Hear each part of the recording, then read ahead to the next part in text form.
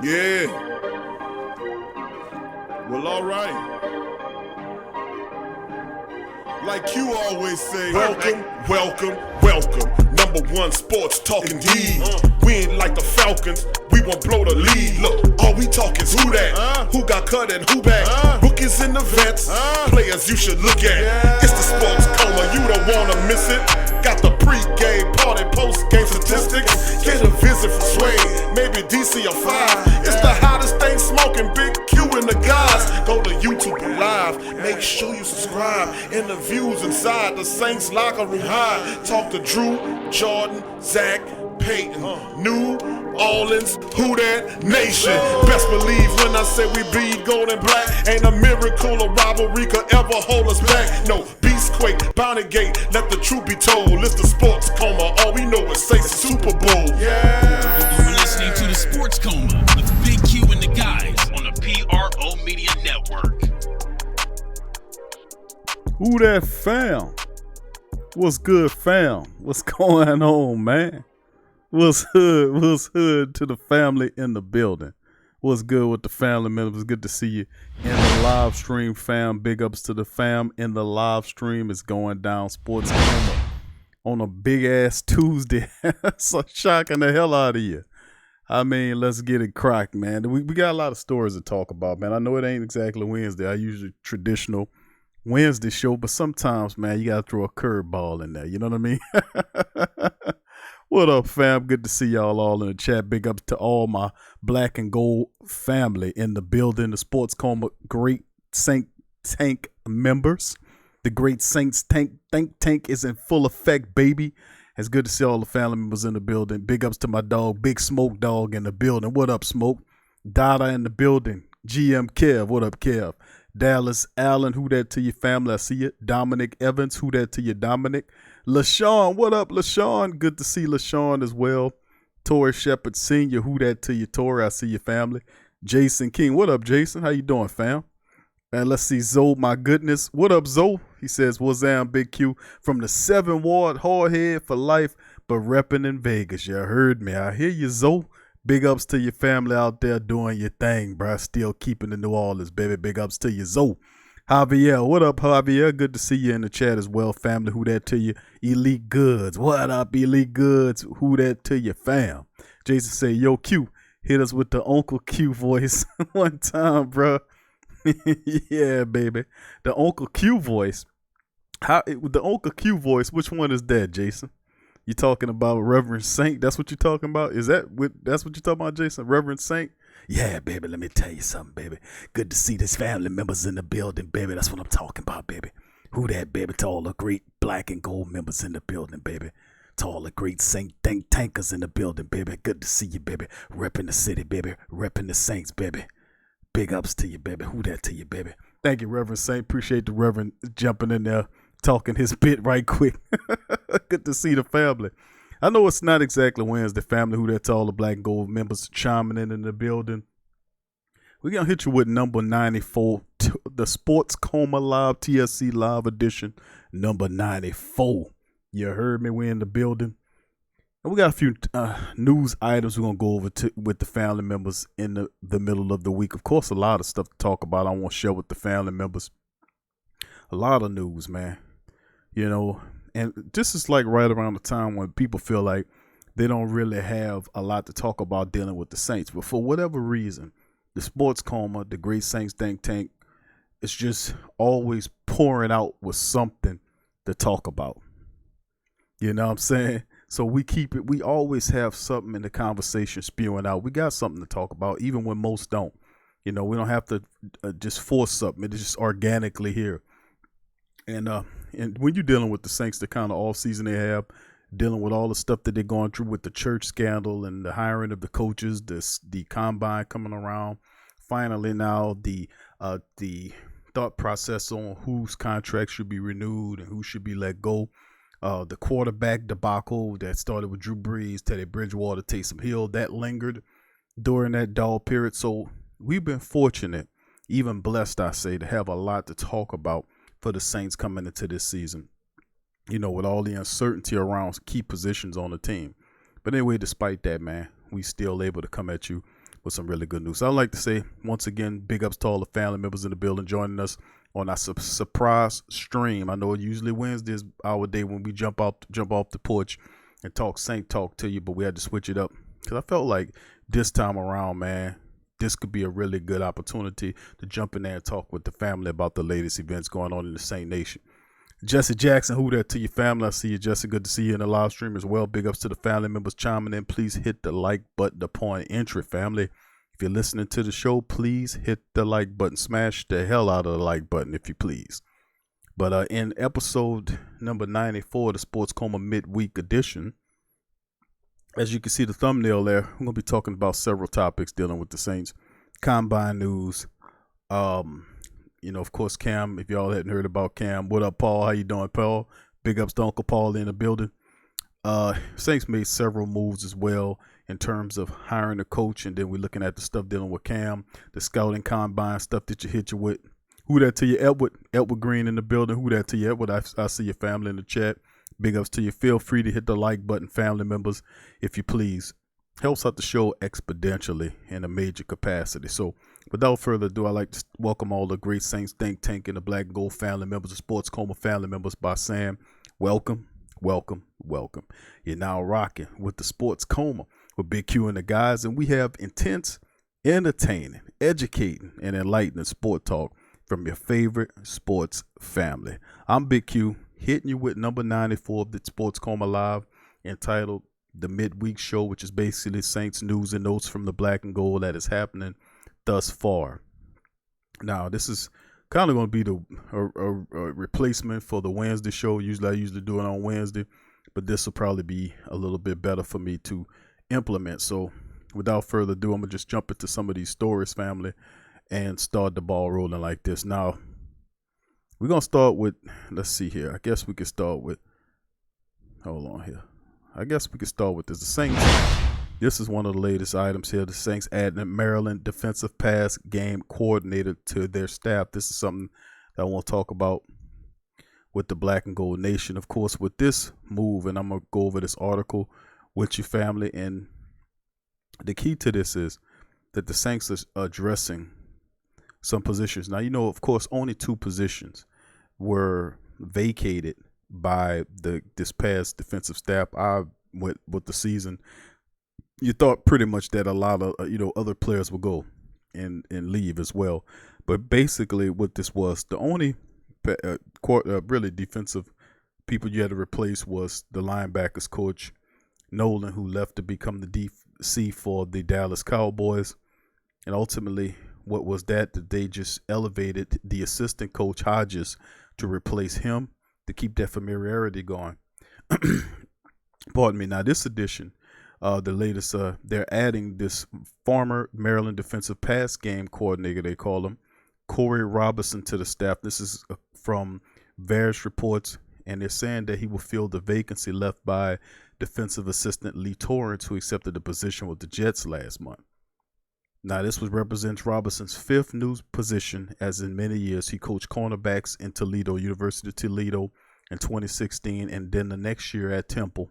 Then in 2018, he accepted a position at Rutgers as a cornerback coach and defensive pass game coordinator, then accepted the same position in Maryland in January of last year. And then the Saints are presenting Robinson his first NFL coaching position. Now, in his lone season at Maryland, the Terps finished 116 nationally in pass defense, yielding 271.3 yards per game. Under his direction, defensive back Antoine Brooks was named defensive team All Big Ten. Now, Robinson's a Baltimore native who played collegiately at Central Connecticut State, and Robinson is the first outside hire made by the Saints on their coaching staff this season. The team, like I said, promoted Michael Hodges to linebackers coach after Nolan left to become the Cowboys defensive coordinator. So this is an interesting move, the Saints reaching and hiring this man to be that. No pro experience. But remember, this doesn't stand too far out of the realm of possibility with the Saints being that Ryan Nielsen, who they picked up from North Carolina State some years ago to come in and be the defensive line coach, has worked out greatly. Hopefully, this passing game coordinator, defensive pass game coordinator, Corey Robinson, could have a similar effect. Now, when you get most energetic college coaches that come into the pros, it's a lot of energy there. And like, he don't have a diverse portfolio or resume, as it were. But neither did Ryan. Well, Ryan Nielsen was a little bit more accomplished because he had a reputation for developing defensive linemen into pro-style players. He was fundamental. Let's see what Corey Robinson can do as he replaced Lee Torrance as the defensive assistant. So that's some of the news I wanted to hit the family members with covering. I thought that was interesting that the Saints were able to do that, add this guy to the team, and basically they've now filled both vacancies that's on the staff. They have the new linebackers coach in Hodges, and now Corey Robinson is the defensive assistant who's replacing Lee Torrance. Now let's go to some more news, and we're going to go to the next story, which is Killer Cam Jordan. What's up with Cam, man? What's up with Sean Payton with these injuries? I just don't understand what the hell going on with these injuries, fam. What the deal with the injuries? And what I mean by that is, you had Mike Thomas in the playoffs playing with a broken hand. We didn't learn he had a broken hand until he went on social media and tweeted it. Then it became news. How did that get past us? Well, this Cam Jordan revealed that he had played the last 5 games of the Saints 2019 season and the Pro Bowl injured. Now, what does that mean? First, it was Mike. Nice Cam. And something had to be said about this because it's ridiculous. How did the staff not know that Mike had a broken hand in the playoff game? That definitely impacted his playoff performance, which wasn't that great. And now we find out that Cam, despite the monstrous season that he was having, was playing hurt as well. Now let's get into the story here. Now they saying Jordan said he played the final 5 games of the 2019 season, plus the Pro Bowl, with an abductor muscle that was tore off the bone. They said Jordan said he sustained it in the December 8 loss to the Niners at the Mercedes-Benz Dome. That means the second All-Pro defensive end went through nearly a month worth of practices, workouts, games with injury before the Saints season-ending loss to the Minnesota Vikings.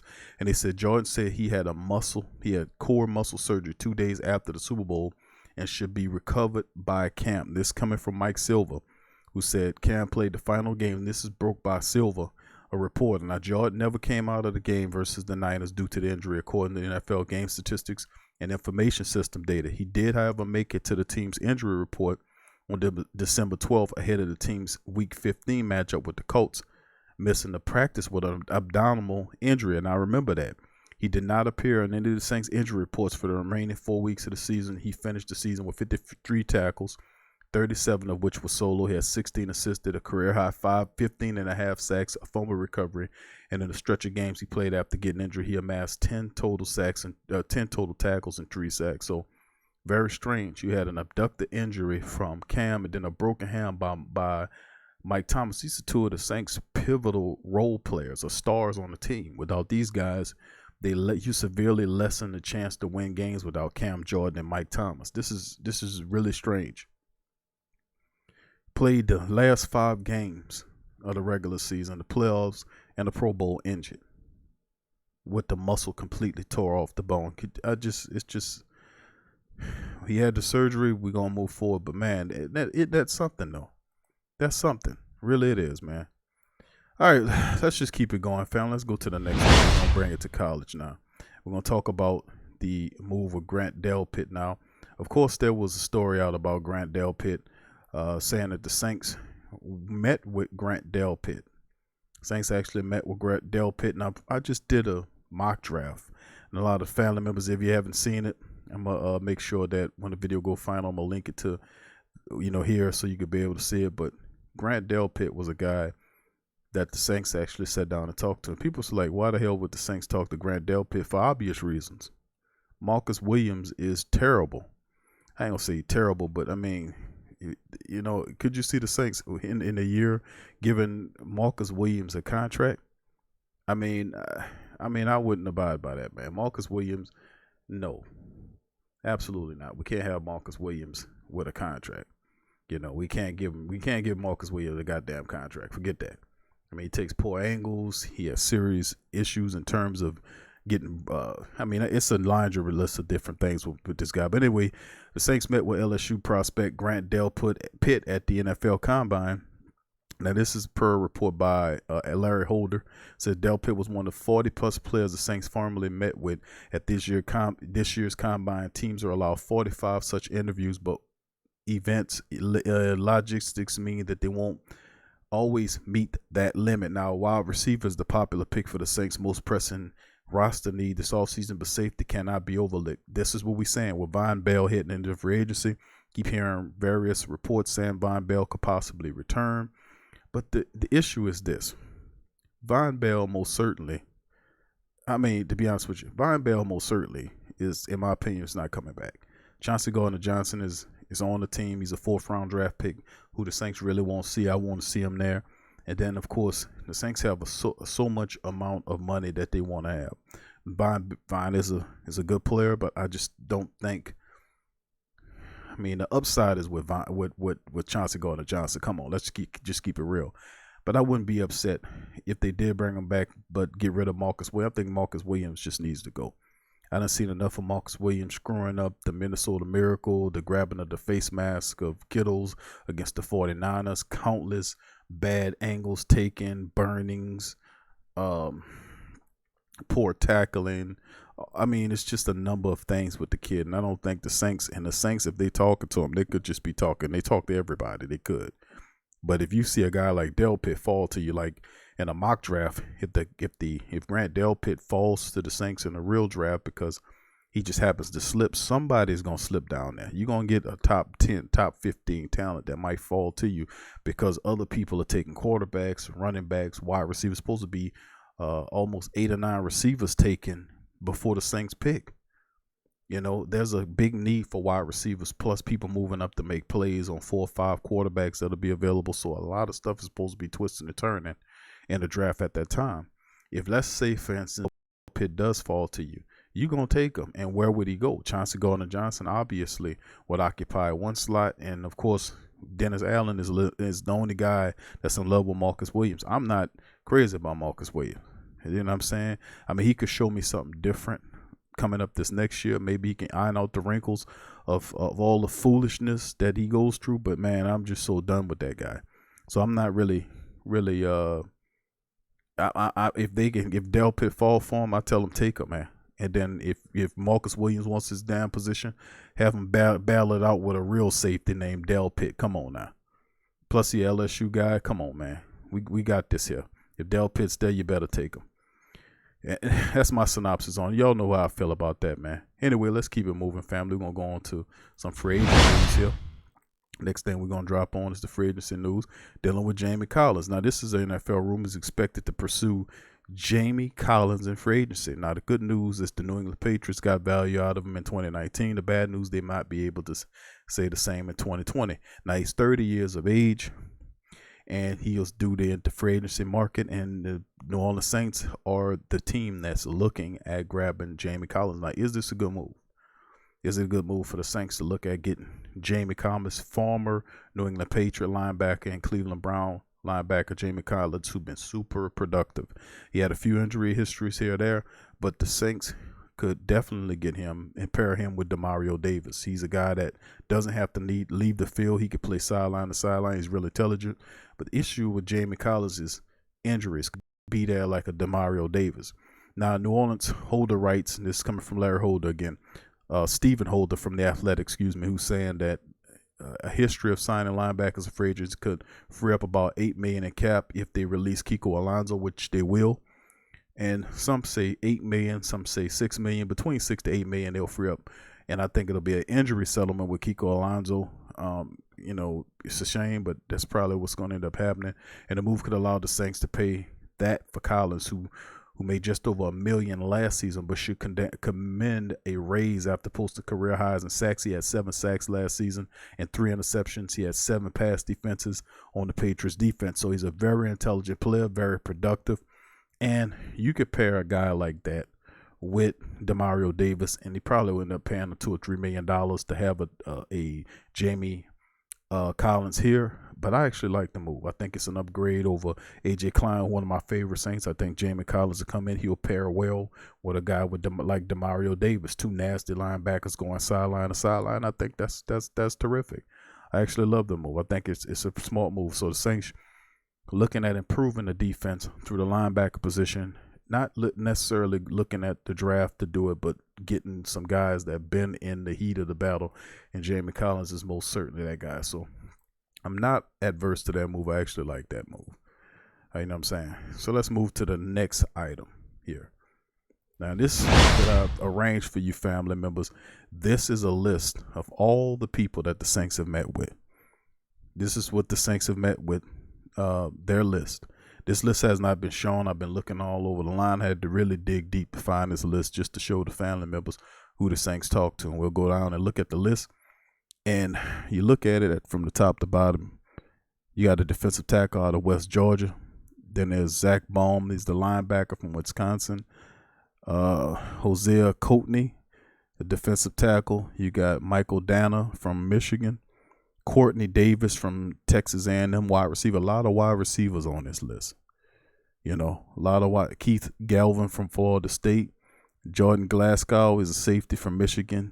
Hightower, the wide receiver from Boise State. And of course, on my first mock draft, there was Lamar Jackson out of Nebraska. The Saints talked to him. Colin Johnson, wide receiver from Texas. Benny Lemay from Charlotte. Then you had Jared Maiden, a safety from Alabama. Zach Moss, who a lot of people like, from Utah. Imagine the Saints with Zach Moss, man. That's big. But he was the only running back, I think, that was listed that they actually talked to. Well, actually, besides Lee May, but Moss is a different breed there. And then you see defensive tackles there. You see offensive tackles there. You see one quarterback, which is Shea Patterson there, who was with Ole Miss originally, went up to Michigan. Joe Reed, a wide receiver from Virginia. Elijah Riley, the cornerback from Army. Louisiana Tech's Amric Robinson, who I really like. James Smith-Williams, the defensive end from North Carolina State. Some of these guys I looked up, I know about. Some of them I need to do some research. And, of course, would it be a prospect list without having at least one Ohio State guy there? You see Victor there, and then at the bottom you see a defensive end from South Carolina. But this is the list. And, of course, Grant Delpit is a guy you can add to this list as well. And, of course, this list should grow as more information comes out, but this is the most current list that I could find. And of course, add Grant Delpit, as I covered earlier, to that list as well. So this is some of the stuff that we're talking about dealing that the Saints have to give you an idea of what they're looking at in during the combine, or areas that they're looking at to address. Obviously, you're looking at the defensive line, a lot of defensive linemen on there, a few offensive linemen, a lot of wide receivers on there, a lot of defensive backs on there, 1 or 2 running backs. So what does that tell you? The Saints still looking at improving the defensive line. They have interest in Jamie Collins to beef up the linebacking core. A lot of cornerbacks on there. They're looking at the defensive back and, of course, the wide receiver room, which we continually talk about, which was a major issue. So that's, of course, something that we're breaking out as well. So that's some of the stories that I was covering with the family members. Now I think, jumping in here and just breaking some of this stuff down, talking about some of these things. So to get a quick synopsis right quick, Cam Jordan, of course, we covered Cam Jordan's fact that he played 5 games and the playoffs and the Pro Bowl injured with a abductor injury, but he had surgery and they said he'll be ready to go by camp. Of course, the Saints talking about Delpit. A lot of people say, well, Q, that's good news because Grant Delpit could be a safety. If he's there, the Saints should take him. I told you before in previous shows that he's high on there. He's going to be on the draft board. And you can't help it. This season alone, the LSU Tigers have so many players that somebody going to fall to them on that draft board. One of those top LSU Tigers going. Not all those Tigers are going to be gone. Shayshawn might be gone. Grant Delpit might be gone. You never know. But one of those top Tiger prospects going to fall to him. Where's Justin Jefferson, excuse me. Somebody should fall to the Saints there. And it just be blessed because most of the guys that's there are the best at their positions. Even Pat Queen is not the best, as they say, linebacker in college. It's Murray from Oklahoma or Clemson, the guy from Clemson, Simmons. But it's arguably he's number 2 behind the Clemens linebacker. But we were fortunate to have a lot of LSU talent there available, so the Saints can't ignore that talent. They got more LSU talent there than Ohio State talent. So hopefully Sean Payton can, or make it, that you can see that, and Ireland can, make him put his glasses on, the same glasses he used to read to call plays, to make a look at some of those LSU guys that's real promising. Of course, we covered that.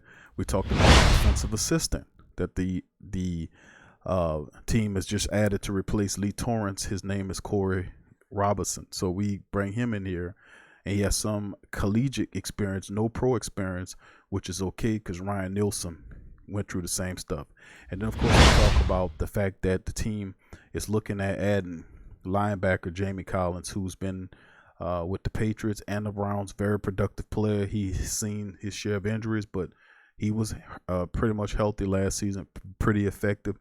And this guy is a baller. This guy is a player. He will look really good next to Demario Davis, and I just love the fact that the Saints are continuing to add these talent. Of course, the NFL prospect list, mine is Grant Delpit.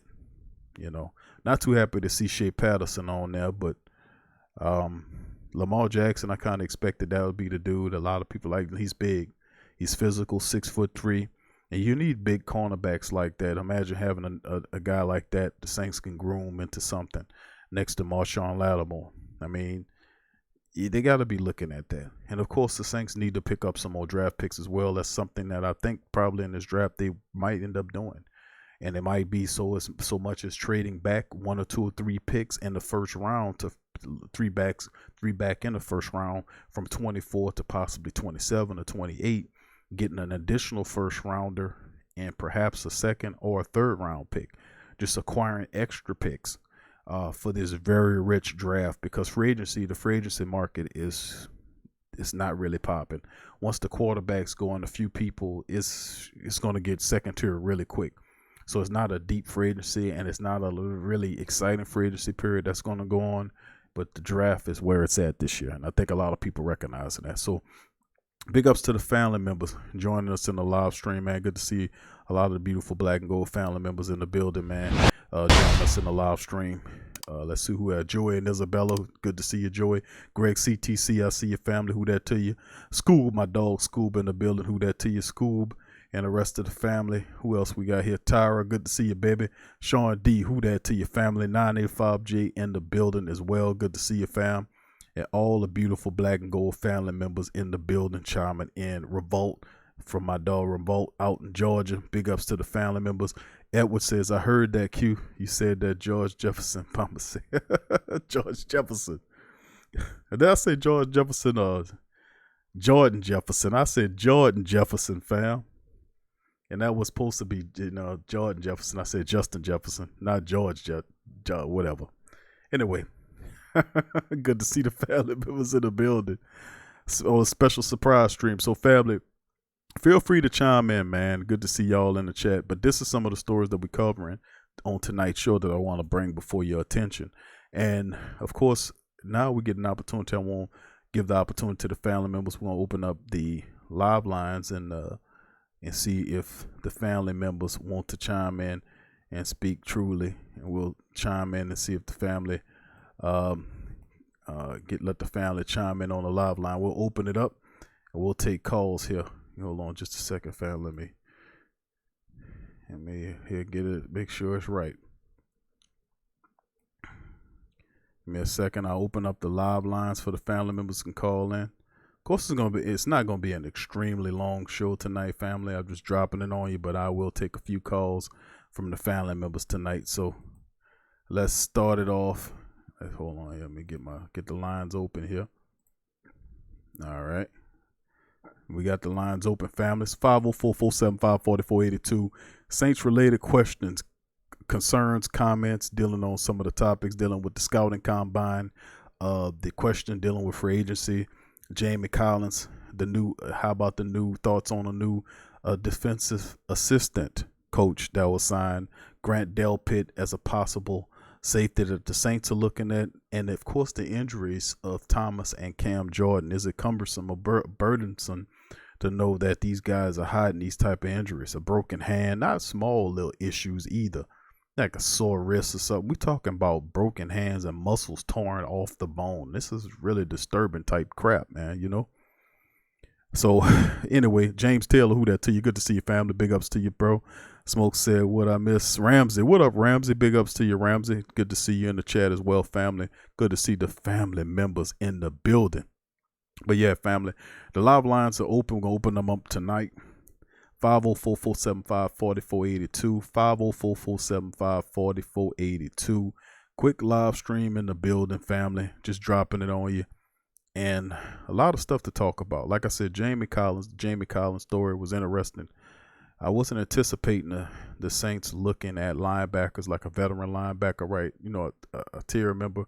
His contract, I looked it up, and didn't the article mention it that he had made like $1 million or so last year. Of course, if he doubling up or even tripling up, that's $3 million for him. But he is a 30-year-old linebacker. The Saints do offer him a contract. He can come in and play next to Demario Davis. That's an immediate upgrade. Plus, you still can have an Anzalone who can heal. Caden Ellis is there as well. You still got Craig Robertson under contract, so you still have veterans behind them and a good mix of young linebackers as well that's productive. And maybe you can keep Anzalone's reps under control. Therefore, he can be able to see the field and develop. And I think that's what it's going to come down. But eventually, sooner or later, I do believe that Anzalone will whip those injuries. He will beat those injuries and become more of a stable linebacker for the Saints. You see what I'm saying? I know at Florida he had him early on. He had him, but you got to work him in there slow. And I think going this route by getting veteran linebackers like Collins, if the Saints were able to acquire this guy, they could get him for $2 or $3 million based on that. You see what I'm saying? So it'll be interesting to see if the Saints can pick that up and go from there. You're interesting, man. Really good. And of course, going back to the Grant Delpit thing. Delpit, to me, if he falls to you, you take him. That's a no-brainer. Why take another safety? There are a lot of people like Marcus Williams. But Marcus Williams is not the future, man. Just keeping it honest. Marcus Williams isn't the goddamn future of the Saints. Bottom line, he's not. I'm sorry. The guy he misses tackles. He fails at opportunities to blow guys up. And, I mean, maybe he'll change that coming into this next season where he'll stop whiffing. But he already has, you might ignore what I'm saying, but you can't ignore the film. The guy is a serial whiffer. It's what he does. He whiff on plays. He whiff at blowing quarterbacks up. He allows several touchdowns or so with quarterbacks running, and he could have blow guys up. And I just don't get it with him. I don't understand. You're supposed to be a hard hitting safety. We went over the freaking scouting report on him. Read it on the show several times. The man, the scouters call him a finesse safety. There's no such thing as a finesse safety. Finesse safety is just a politically correct word for saying you soft. And the man even said in the scouting report that he gets the worst of the hit.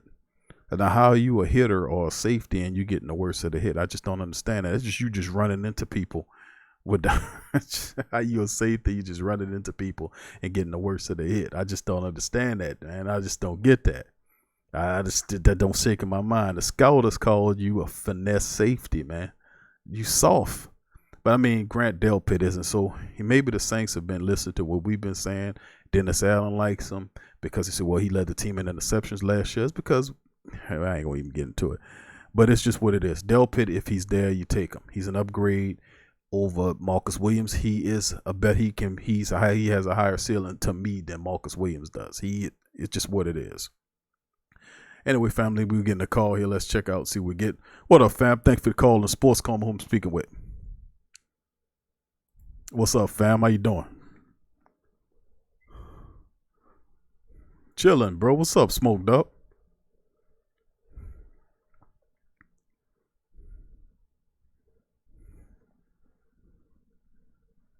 I appreciate you chiming in, my brother. I appreciate you showing your support, my dog. I'm glad you're on the show tonight, fam.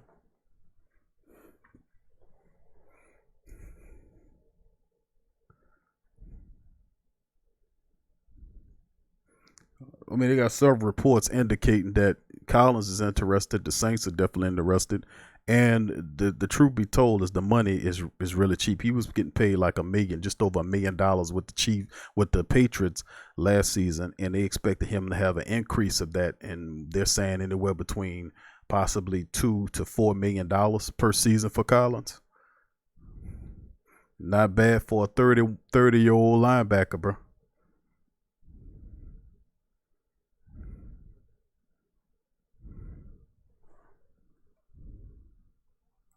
I was seeing, I seen part of your, your pre-draft, on YouTube, and they got a lot of people gonna be sitting there when we draft. And I ain't know who to pick. But yeah, I know. That's the thing, bro. With if you seen the mock, the second mock I did, the second mock was showing basically, you can see Chason was there, Delpit was there. Who else was there? Jordan Love, I believe, was there. It was Justin Jefferson was there too. That's who I took, and I'm like, well, you know what? And I even said on a mock, I'm gonna think like the Saints. I ain't gonna think like Big Q in this one because my thing was I was gonna take Delpit because I understood where I had a weakness back there in Marcus Williams. I need a real safety. Safety means that I can trust my guys in the front to handle business, and the guy in the back making sure that the vault ain't getting stolen, that they ain't breaking in the bank. I got a safety back there. I got a security guard back there. He ain't letting nothing happen bad back there. And I don't feel confident in Marcus Williams as a safety. Yeah, it's time for him to go. Yeah. It's time for him to go, man. It's past due on him. You know, that Whiffin ain't gonna get it with us. Whiffin ain't gonna get it. No, Delpit, you think Delpit will be a player that come in right away and play? You talking about in terms of some of the prospects? No, I'm talking about Brett Delpit. You think he could come right in and start? No doubt about it. No doubt about it. I think he can come in right in and start. You know, he played a lot at LSU, and the year before, not this championship year, but the year before the championship year, he really stepped up. Because, and the truth be told, remember, he sat behind Jamal Adams, and when Jamal Adams went out, and then he came to the forefront, but you seen him flashing when the year Adams was there, Delpit was there, but he was playing some, and you could see him flashing. But then when he had the opportunity to step from behind Jamal Adams, because Jamal got drafted by the Jets, Delpit stepped up in that first year, he just went off. And then, of course, the second year, the championship year, he wasn't as productive. He was dealing with injuries all over the place, but the kid could play, man. He know what he looking at. He has championship swag about him. He ain't afraid to light you up. He attacks the ball, and I mean, he a different type of player than Marcus Williams is. He played in the big game, the big lights, and he got the resume. He got everything that Marcus Williams doesn't have, and people would not ever, or they would not dare call this man a finesse safety. Right. You know what's crazy, man? I'm on vacation, right? Mm-hmm. And I'm actually from my dad. Where my dad stayed, he actually is from the town area where Patrick Queen is from. Okay. And they had a little parade for him like a couple of weeks ago or whatever. But where you think he gonna fall, Patrick Queen? Oh man, Pat gonna be going off the board, man, and I think probably in the first 20 picks. I mean, they saying that he's the third best linebacker. Now, if you look at it, Simmons, who's that boy ran a Clemson, 4.3, man. I know, bro, but that Simmons cat, he really a safety, but he big enough to play linebacker. They got him at linebacker. He gonna be a top 5, they saying. Then you look at the guy behind him is Kenneth Murray out of Oklahoma, who I actually say Pat Queen is better than Murray. That's just me because I'm biased toward LSU. I like Queen stats over Murray stats, even though Murray is good. But I guess you can one A and one B those guys. But they're anticipating Pat Queen to go like in the first 20 picks is what they're saying. But it's depending on which one you like, a more of a physical thumper like Pat Queen or somebody like Murray who can lay the boom, but he really good in coverage as well. So it depends on which one you want. But they predicted him to be gone in the first 20 picks. Oh, man. Yeah, them LSU players gonna be going this year. A lot of them are, bro. Yeah. So who we signed as a new coach recently? I heard you say something about a coach. Yeah, new guy. Saints replacing Corey Robertson is the guy. He come over from the University of Maryland, and he was an assistant secondary coaches with the Saints. I guess what the Saints are gonna give him the defensive what you call a defensive assistant label that Lee Torrance had. So basically, he's just a college coach. He didn't have any pro experience, but he's been coaching cornerbacks and stuff like that since 2015 when he started off the director of personnel from Maryland. Then he was the assistant head coach and the defensive coordinator of like a high school. And then, prior to that, he was the director of football operations and recruiting and coordinating varsity teams, some high school stuff. And then he got up from Toledo to Temple as cornerbacks coaching, and then he went to Rutgers, cornerbacks coaching, and then he got the passing game coordinator label with Rutgers. Then he went up to Maryland with the defensive passing game coordinator labels, which he basically works with all the defensive backs. Now the Saints have now taken him under the wing, and he'll serve as a defensive assistant with the Saints. So he'll just replace basically what Lee Torrance was. So the Saints have now completely filled the 2 vacancies that they had. They signed Michael Hodges. Well, they already had him under contract. They just promoted them up to where Nolan was, and now he's the linebacker coach. And now this guy replaces Lee Torrance, who went to the Jets. Oh, all right. I got one more question for you. You watched the wide receiver combine, right? Yeah, I watched it. Looking at the wide receivers in the combine, is there anybody that you've seen that you think that people may be sleeping on? Well, I mean, one of the guys, I think there's several guys I can name, but I think one of the guys I picked him up in my mock draft because I was watching footage of this dude, and the dude explosive, man. His name is Lynn Bowden. Lynn Bowden from Kentucky. That was the guy I had on the last. The dude is really fast, bro. And they comparing him to Randall Cobb. He kind of a shortish receiver, but he's a good catcher of the ball. And I think the reason why they're slipping on him is because of his height. But the dude been productive with Kentucky. He can do a multitude of different things. He's a good catcher. He got great speed, and I think they sleeping on that man, bro. But I think he'd be a really good dude. Also, Duvernay from Texas is another dude I talked about. He's another short receiver, like 5'11", but he had over 100 catches for Texas last year. He'll burn the hell out of you, a speedster. He's another productive guy. The guy out of Liberty, I forget the man's name right now, but it's a big wide receiver out of Liberty, small town. Yeah, schools. I heard of him. Really productive. He's a guy that a lot of people need to keep their eyes on. It's a bunch of them, dude. The guy from Minnesota, Johnson. I can't remember his first name, but his last name is Johnson. I was watching footage on him. He pretty good. So I mean, it's Chase, what's his this I forgot the tight end prospect they saying that ran pretty good for him. He switched positions at the combine. He'd be interesting for somebody who want to change a big wide receiver to a tight end like they did with Dan Arnold. So I mean, it's a series of different wide receivers I've seen that really look good in the combine.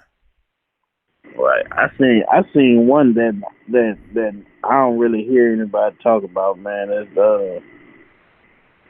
what's his name? Stephen Gidger from Mississippi State. Gidry? He did pretty good. Yeah, he did pretty good. He was number 19 in the combine.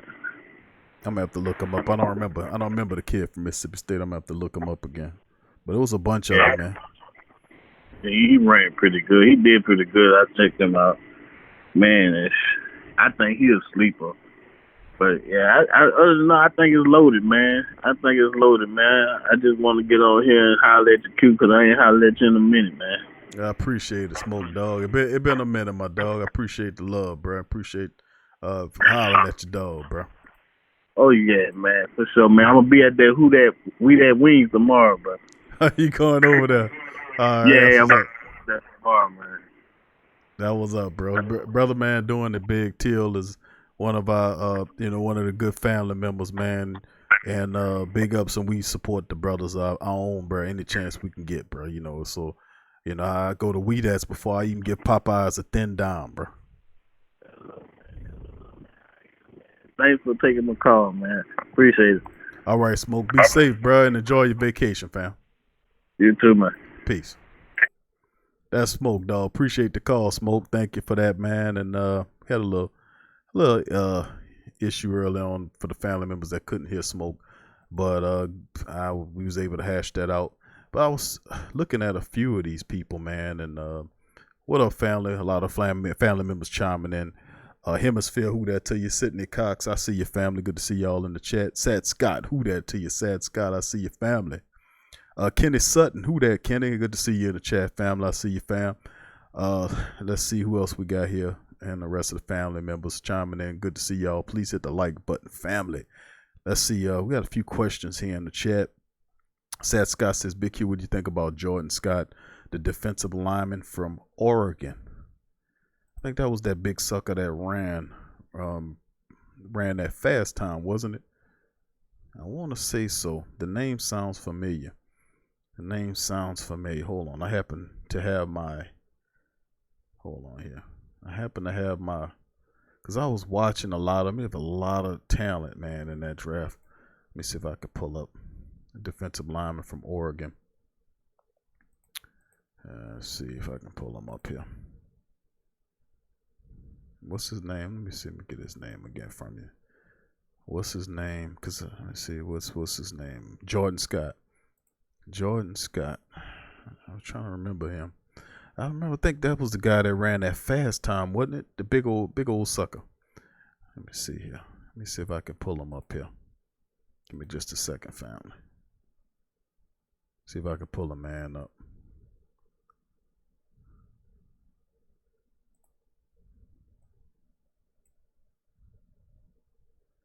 All right, hold on just a second here. Jordan Scott. Oh, from Missouri. You ain't talking about not from you mean from Oregon. You mean from Missouri, huh? Huh, Scott? I think you talking about the guy from Missouri? No, that's Jordan Elliott. Hold on here. I got the wrong. He's saying Jordan Scott, not Jordan Elliott. I was watching footage on him. Hold on here. I'm gonna have to look that guy up. I think I know who you're talking about, bro. I think I remember the bit was a big offensive lineman that was tearing up the. Hold on here. Big defensive lineman that was pretty fast. I don't know. I'm gonna have to see if I can try to pull this stuff up again. I was watching. It's so many of them, man. I ain't gonna even tell you no different. It's so many of them. I'm gonna do some research on them and see if I can find them, man. Let's see here. I can't find him on there. Let's see here. Maybe I can enter his name here and pull his measurables up here and get some information on him. All right, family members, just to let y'all know the live lines are open. 504-475-4482. Thank you for calling there. Smoke Dog, good to hear from your family. In the chat on his vacation, my man is listening to the Sports Coma. Big ups to him. Let's see here. Let's see who else. I'm gonna have to look him up, Scott. That dude there, I'm gonna look him up for you, bro. I'm gonna give you an answer on him. Let me do a little research. She says, don't forget about Xavier McKinney from Bama, McKinley and Del Pitt, some dogs. Both of them really good. Both of those guys are excellent. Xavier McKinley, more of a box safety who can play really fierce. But I'm on Del Pitt. That's LSU, bro. Let me see. Let's see. Troy, who that to you? Troy, good to see your family. Kevin says linebacker from Clemson ran a 4.3 in the combine. Wow. The dude is really a safety, bro. He kind of remind me of a bigger version of Davis. Remember Davis from Carolina?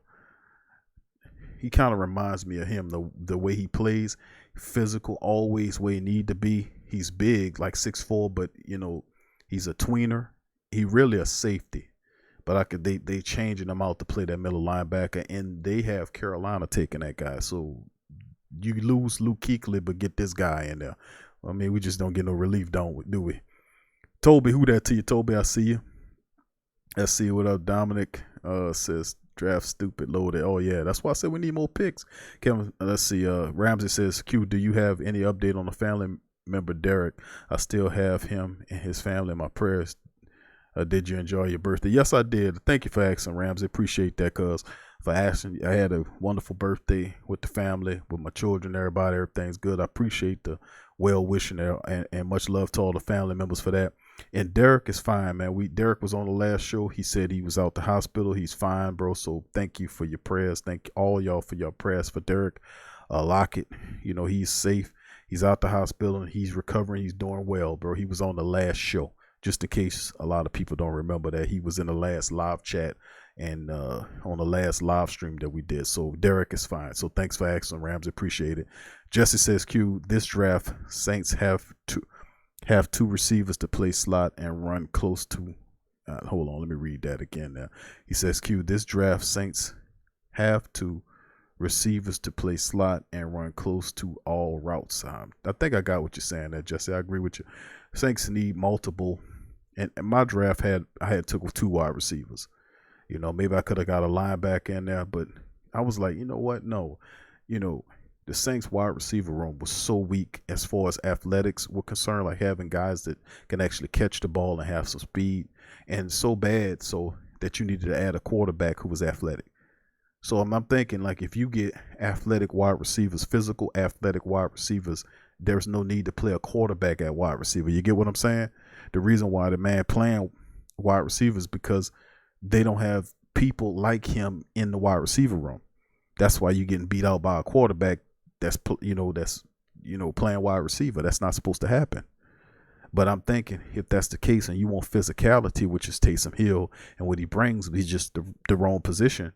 Let's get some physical, fast, and very tough wide receivers to fill in. That's why I drafted Lynn Bowden with the final pick in my mock, and that's why I picked up Jefferson with the first pick. I'm addressing the weakest area, and then in free agency, I will go after Randall Cobb and bring him in there too. To kind of put that wide receiver room together. We need weapons in that wide receiver room, no doubt about it, man. We need speed. We got big wide receivers like LaJordan Humphreys and Emmanuel Butler, but we need speedsters who are physical. You got Jefferson, who's 6'3", 6'4", who's running a 4.44, who will be a wildebeest for the Saints. And then, of course, I picked Lynn Bowden up from out of Kentucky, also SEC, very productive, comparable to Randall Cobb, who can also kick return, punt return. The dude catch. The only reason why they're not respecting his mind is because it's a loaded draft and the fact that he's a smallish wide receiver. So those usually go third and beyond, so I'm telling you, don't sleep on that guy. I was watching footage on him. He was awesome. Anyway, let's keep the ball rolling. Good to see a lot of the family members in the building. Please hit the like button, family. Please hit the like button. Subscribe if you aren't a subscriber. And let's see, Delcom28, who that to your family? I see you, family. Good to see you in the live chat. Jesse says draft 2 slot wide receivers and run mostly all right. Okay, I got you, family. I see you. Draft two slot receivers. Oh, I don't know about drafting two slot receivers, but the Saints do definitely need work in the slot. They need receivers that are accustomed to playing the slot position. Like people don't talk about it like that. They don't say, okay, we got a 1 and a 2, where you have one guy, or what they used to call it. They changed the verbiage up nowadays, but it used to be a possession guy and a speed guy. That simplifies things. They have an X and a Y, whatever. But you have a possession guy, which is what Mike Thomas is, and then you have a speed guy, which is what Ted Ginn is, and then you have a slot guy on the inside. Now, the slot guy is just as important as those two guys outside, because the slot guy running routes underneath, and he has to be a combination of both the X and the Y, or the possession and the speed type wide receiver on the inside. Plus, he has to be the toughest wide receiver you have, because going underneath there, going underneath, he could take punishment from linebackers, safeties, or defensive backs, what have you. He's cutting across on the slants, all this kind of stuff. So he has to be a combination of the X and the Y, or the possession or the speed, and have the mental fortitude and the toughness to play the position. That is a skill. We damn sure need slot wide receivers, and we don't have any. And that's the thing that really hurt the Saints, in making us rely on positions that we don't need to rely on, like the tight end position. Okay, we got Jared Cook with Mike Thomas. Mike Thomas doing this. He's getting double teams, and we still can't make him pay with the other people. And you got Elvin Kamara and all this kind of stuff. The Saints could be able to address the speed and the physicality by drafting some of these guys, the wide receivers in the draft. They can add that athleticism that Taysom Hill has, the speed and the toughness, to the wide receiver room. Therefore, you'll need to use Taysom Hill there. It's just that's just how my mind thinking. You using this Taysom because none of your wide receivers outside of Mike Thomas represent that physicality and that toughness that he has. So they playing him in that position. You see what I'm saying? So anyway, let's keep it moving, family. Kevin says people are big on Delpit. Understandable. He is from LSU. I like Kyle Gruber. I did watch Kyle Gruber play. I'm not big on Delpit. I hear you on Gruber. Gruber's cool, but he's like, as far as all of them, he's like probably the number 4 or 5 on that list to me. I respect his mind, but the two dudes that I like a lot, of course, is Delpit and McKinley. Truth be told, McKinley is a beast. He can do it all for you. He ain't have the injuries. He pretty tough. But Delpit, those dudes are really talented, man. It's a deep safety draft as well. Shannon says we should get Perriman for cheap, number 2, and Jefferson in the slot. What up, fam? Thank you for calling the show. Who's speaking with? What's up, Q? What up, brother Paul? How you doing, fam? Oh, I'm doing good, man. How you doing? It's a Tuesday. Did I surprise you, brother Paul? Yeah, I told my wife, I said, hey, Big Q and the boys is rolling. I only missed this. Good to hear from you, brother Paul. How you doing tonight, brother? Man, I'm glad you enjoyed your birthday, man. I'm glad to hear that, man. That's wonderful, brother. Oh, I appreciate it, brother Paul. Oh, yeah, man. A lot of friends and family members, bro. And, it's just good to have my children. And, you can't ask for much more than that, my brother. Hey, man, it's good to be blessed and know it, my brother. Yes, sir. Yes, sir. What'd you think about some of these topics we talking about tonight, brother Paul? We got all this stuff. We talking about the new hiring of the defensive coach there. You have the injuries, stuff with Mike Thomas and Cam holding it from us. The Saints talking to Delpit at the combine, and then of course the rumors about Jamie Collins, which is they saying it's rumors, but actually he has an interest in the Saints. The Saints have an interest in him as well. So what do you think about some of these topics we raising tonight, brother? It's a gumbo, my brother. It's a gumbo. But I got to start on the defense first. Okay.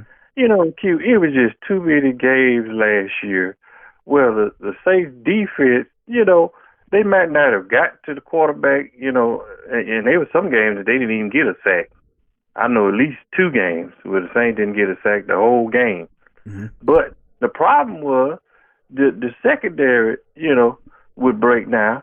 You have everybody covered, and then they slip that tight end out there that's got speed and can catch, and that's 20, 30, 40 yards before somebody even tackle him. Like the 49ers game, we had everybody covered, Q, but then Killer come flying through there, And then Marcus Williams like a fool grabbing somebody's face mask, and that's another 15 yards. You know what I mean? Yep. Just breakdowns at the wrong time to just like, man, what? I'm like, I don't know, Q. Dennis Allen, he don't seem to do pass from strikes when it comes to defensive coverage. It was just too many times last year that the Saints defense broke down at the most inopportune time. What you think, Q? You're right. I mean, we relied on some people we shouldn't have relied on. I mean, with the Kittles play in the 49ers matchup, the only thing the Saints had to do was stop that guy, tackle him, and they would have won the game. But Kittles, remember who was covering him initially was Chauncey Gardner-Johnson, who took a poor angle to get him. Kittles was able to get away from him, got upfield to Marcus Williams. Instead of grabbing him and bringing him down instantaneously, Marcus Williams escorts him up the field, then politely grabs his face mask for a full 10 yards and forced the referees to throw flags that put him in super field goal range to be able to, an easy field goal anybody can kick. Perhaps if they would have tackled him, as soon as Marcus Williams got to him and pushed him down, grabbed him down, whatever, they would have made a difficult kick for the kicker to beat the Saints, as opposed to you escorting them down the field with a penalty and basically giving them a chip shot to win the game.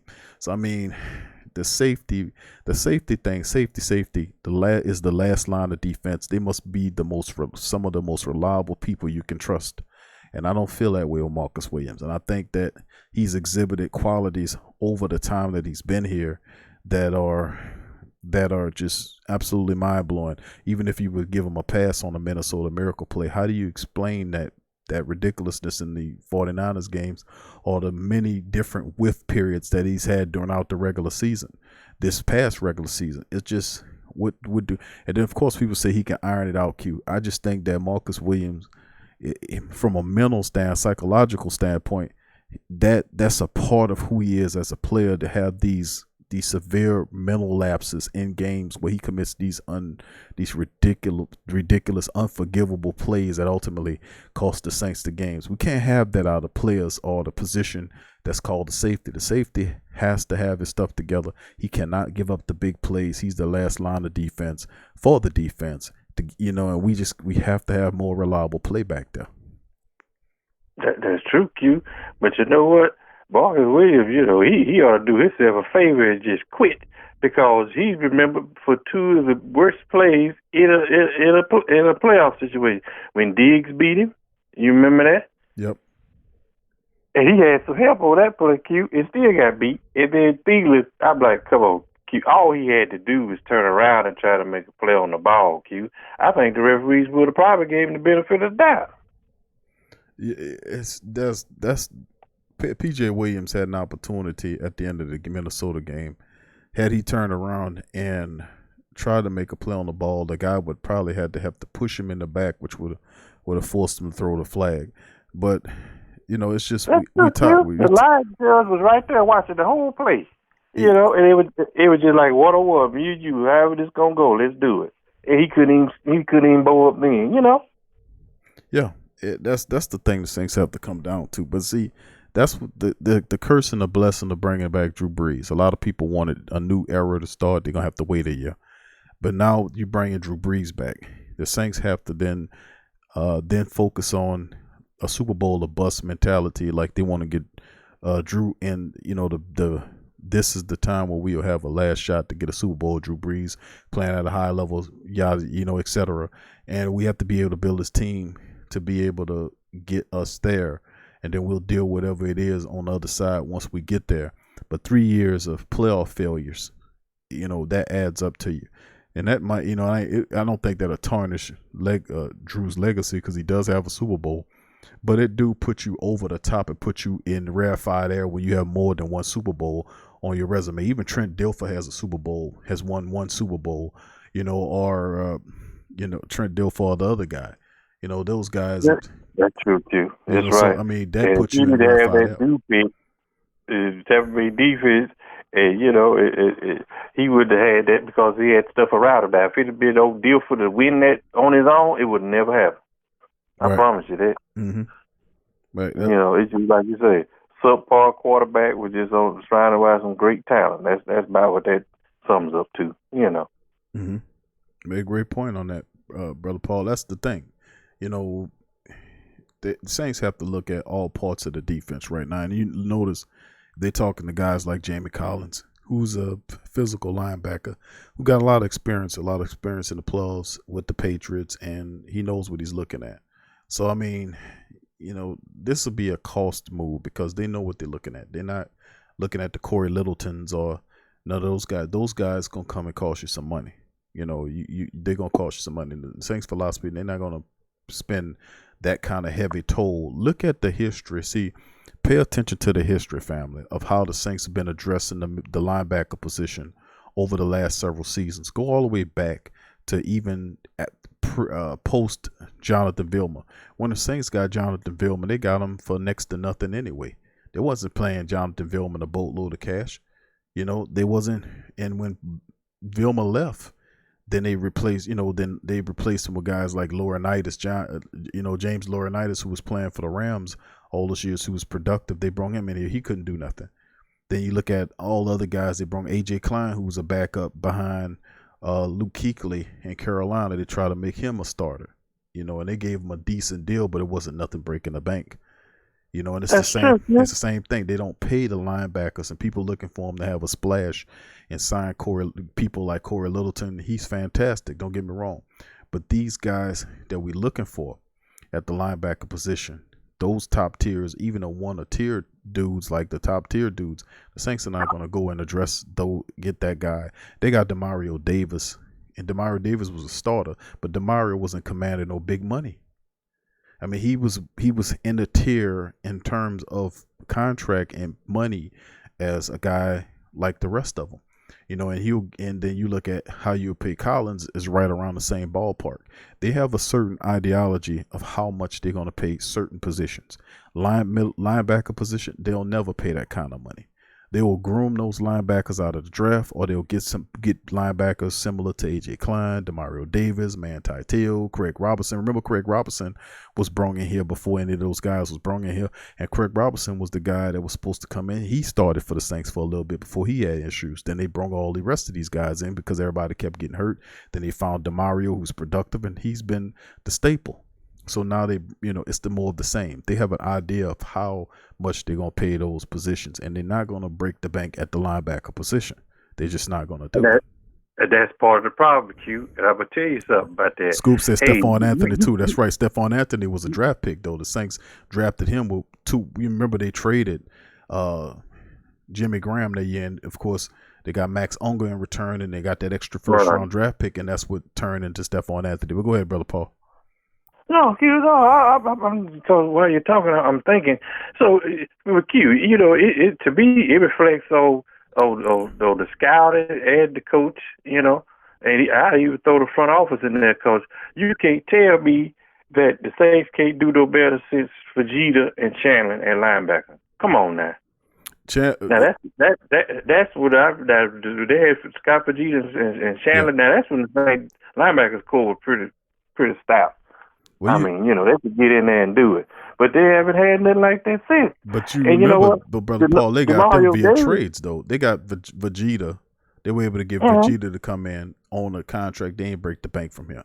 Curtis Lofton was another dude that came over from the Falcons. He was productive there. He came to the Saints. It wasn't a break in. They didn't look at his contract. It wasn't no break the bank type contract. They have a certain parameter of where they're willing to pay these guys, and usually it's a guy like an A.J. Klein, a guy that's been backing up a really good guy. I'm going to bring him here for a deal and see if he can get to that level, or it's like Curtis Lofton after his heyday with Atlanta. He had some productive years in New Orleans, don't get me wrong, but those years that he had in New Orleans wasn't better than the ones he had in Atlanta. Or you can look at a guy like Demario Davis, who was starting for the most part with the Jets, but he was productive, don't get me wrong, but he wasn't the name for the Jets. The Jets had other players that was going on that was carrying the day, even though Demario was making plays. He wasn't, even though his teammates respected him, but he didn't get that same love down up there that he has here. And it's not because he's close to his home. People recognize Demario Davis's accomplishment to the point that they've been seeing that they've been shafting him. He should have been made a Pro Bowl. But they pay for a certain amount of money. And just to address GM Kev, what Kev saying in the chat, Kev saying While when we go after guys like Littleton, the Saints don't see a need to go after guys like Littleton. Their focus is they can get good players like Jamie Collins or DeMario Davis, guys like that, and then they spend their money on pass rushers. Like they have Cam Jordan, they got Cam with the big ass contract, and then they put Davenport next to him with a cheap contract, still working off the rookie deal.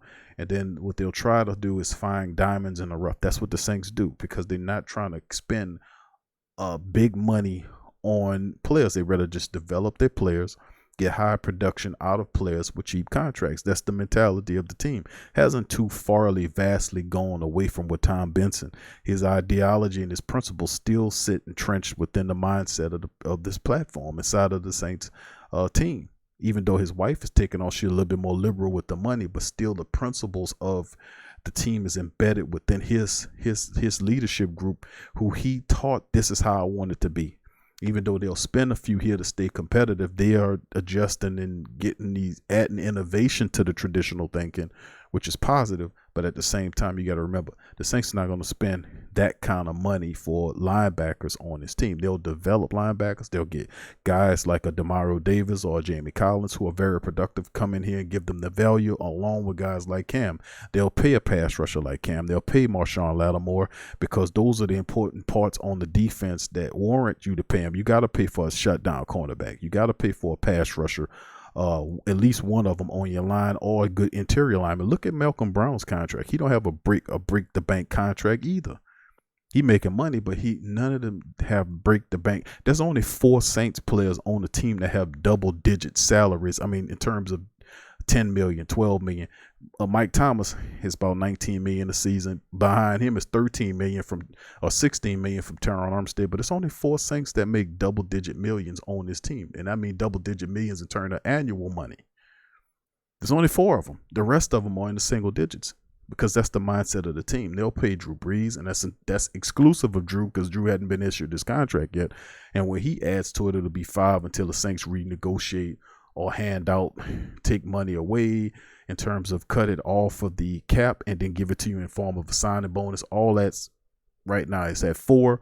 Drew will make it 5, and ultimately they'll probably rework the numbers later on to add pieces to the team. It's all capnomics. Well, you know, Q, you speaking to the problem, the institutional problem that's really going on with this club, man. So you want to give Drew Brees $30 to $40 million for maybe a year at max, maybe 2. That's iffy. But you have a linebacking core that you're trying to expect DeMario Davis to be like Michael Thomas and carry the whole linebacking core. Q, you can't win consistently with that type of thinking and with that type of mind frame. You just can't do that. And see, I see the Saints. I mean, you know, when Sean Payton first got there, he brought in the voodoo priest and all that. They needed to hire a mental coach. They need to hire a mental coach and go from the front office down, because with that thinking, you're going to be right back to that 9-7, 8-8, and all that old crap. Look, like I said, Q, once you don't win a Super Bowl, you can't fall off the ledge. You got to stay competitive. You got to keep that fire going, because you know what? You're going back to this cheap Jim Finks type of atmosphere, and I don't like it, Q. What you think? Well, I mean, I agree with you in principle because of that, but, you know, we still got to keep it moving and be competitive. We sitting on the top seat in the NFC South. I mean, how would you feel they need to run it, Brother Paul? My thing is like this, Q. You got players like DJ Swearinger. Why you not trying to go and bring in players like that? Now I get, you know, linebackers are not cut from the same type of cloth from the, you know, back in the day, the old Dome Patrol, the Sam Mills, Von Johnson, Ricky Jackson, Pat Swiller. You know, guys are not, you know, guys don't play hurt back, you know, like Lawrence Taylor and them would, and Brian Young. They don't play hurt now. It's like now, Q, it's like a guy could be having a Pro Bowl year and you pay him, and then the next year he disappears. I mean, you know, I understand get your money or whatever, but whatever you did to get on top, you got to keep doing that to stay there, Q. It's just too much complacency that I see, especially with the Saints, and it's been that way off and on for years, you know. And no one, you know, it's to me, leadership starts from the top down. If you're complacent in your front office, you're going to be complacent in the practice, you're going to be complacent with the coaches. I mean, you know, Vince Lombardi dead and gone, but you know what? He said something I never forget. Mm-hmm. He said, winning is a habit, but he said also, unfortunately, so is losing. Yep. That's absolutely right. And that's from the And he preached it to him, Q. He put it ahead. You got the win. He said, ain't no place but first place. Second place ain't nothing. And there ain't nobody in their locker room over there on Airline Drive and in the front office on Airline Drive that's pushing that, Q. I don't know. It's like the longest Sean Payton is coach just say he like every year he's losing just a little more of that fire, a little more of that drive, a little more of that determination. Because when he first came there, he didn't put up with mediocrity. You know, I always say, Q, complacency breeds mediocrity. If you get complacent, you get satisfied, we've done enough, why should we do any more? Then you're going to start falling behind. You're going to keep falling behind. And next thing you know, you're so far behind, then it's pathetic, you know. And I see that happening. You know, nobody else what I said, but I really see the Saints digressing. And what I mean by is the mental part. It's like they don't have that killer instinct no more. And once you lose that cue, you're done. You know, I don't care if it's boxing, whatever sport you're in. Mm-hmm. When you're not driving, trying to be the best, trying to be number one. You know, I'm not trying. Then I'm saying, you know, just any cost or whatever. But to win it is a cost to a certain degree. But I'm just saying winning the right way and doing the right thing. You know, what you think? I mean, you made powerful points on everything you said, Brother Paul. I mean, it ain't too much that I could say against what you're saying. I'm in total agreement with what you're saying. I'm just from a different perspective. I just think that when you're dealing with the Saints right now, they have a certain amount of money that they're willing to deal with, and they have a mindset of how much they're going to pay for certain positions. adding Jamie Collins to your team is not a negative thing. In actuality, if you look at it, he's an upgrade over an A.J. Klein. Now, I like A.J. Klein, but I think Jamie Collins is a more productive linebacker than A.J. Klein. Or, you know, he could be, might be a slight upgrade over a guy like Kiko Alonso. But the reality is you make your team better the best way you can. The Saints have players at certain positions that are the best in the league. You have Mike Thomas considered the best wide receiver or one of the top best wide receivers in the NFL. You got Cam Jordan, one of the top 5 pass rushers in the league. You got Drew Brees perched on top of that as one of the top 3 or top 5 best quarterbacks in the league, a first ballot Hall of Fame. You have multiple players that's on your team that's considered either the top 5 or the best of their position in a league full of hundreds of people.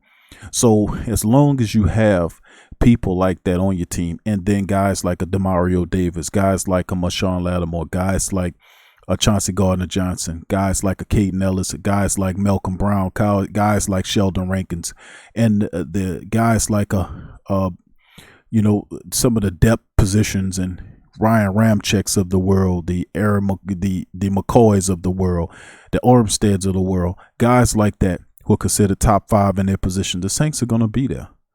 The mentality of the team is still to win. Only thing they're going to do is add talent through free agency, and this is not a great free agency period.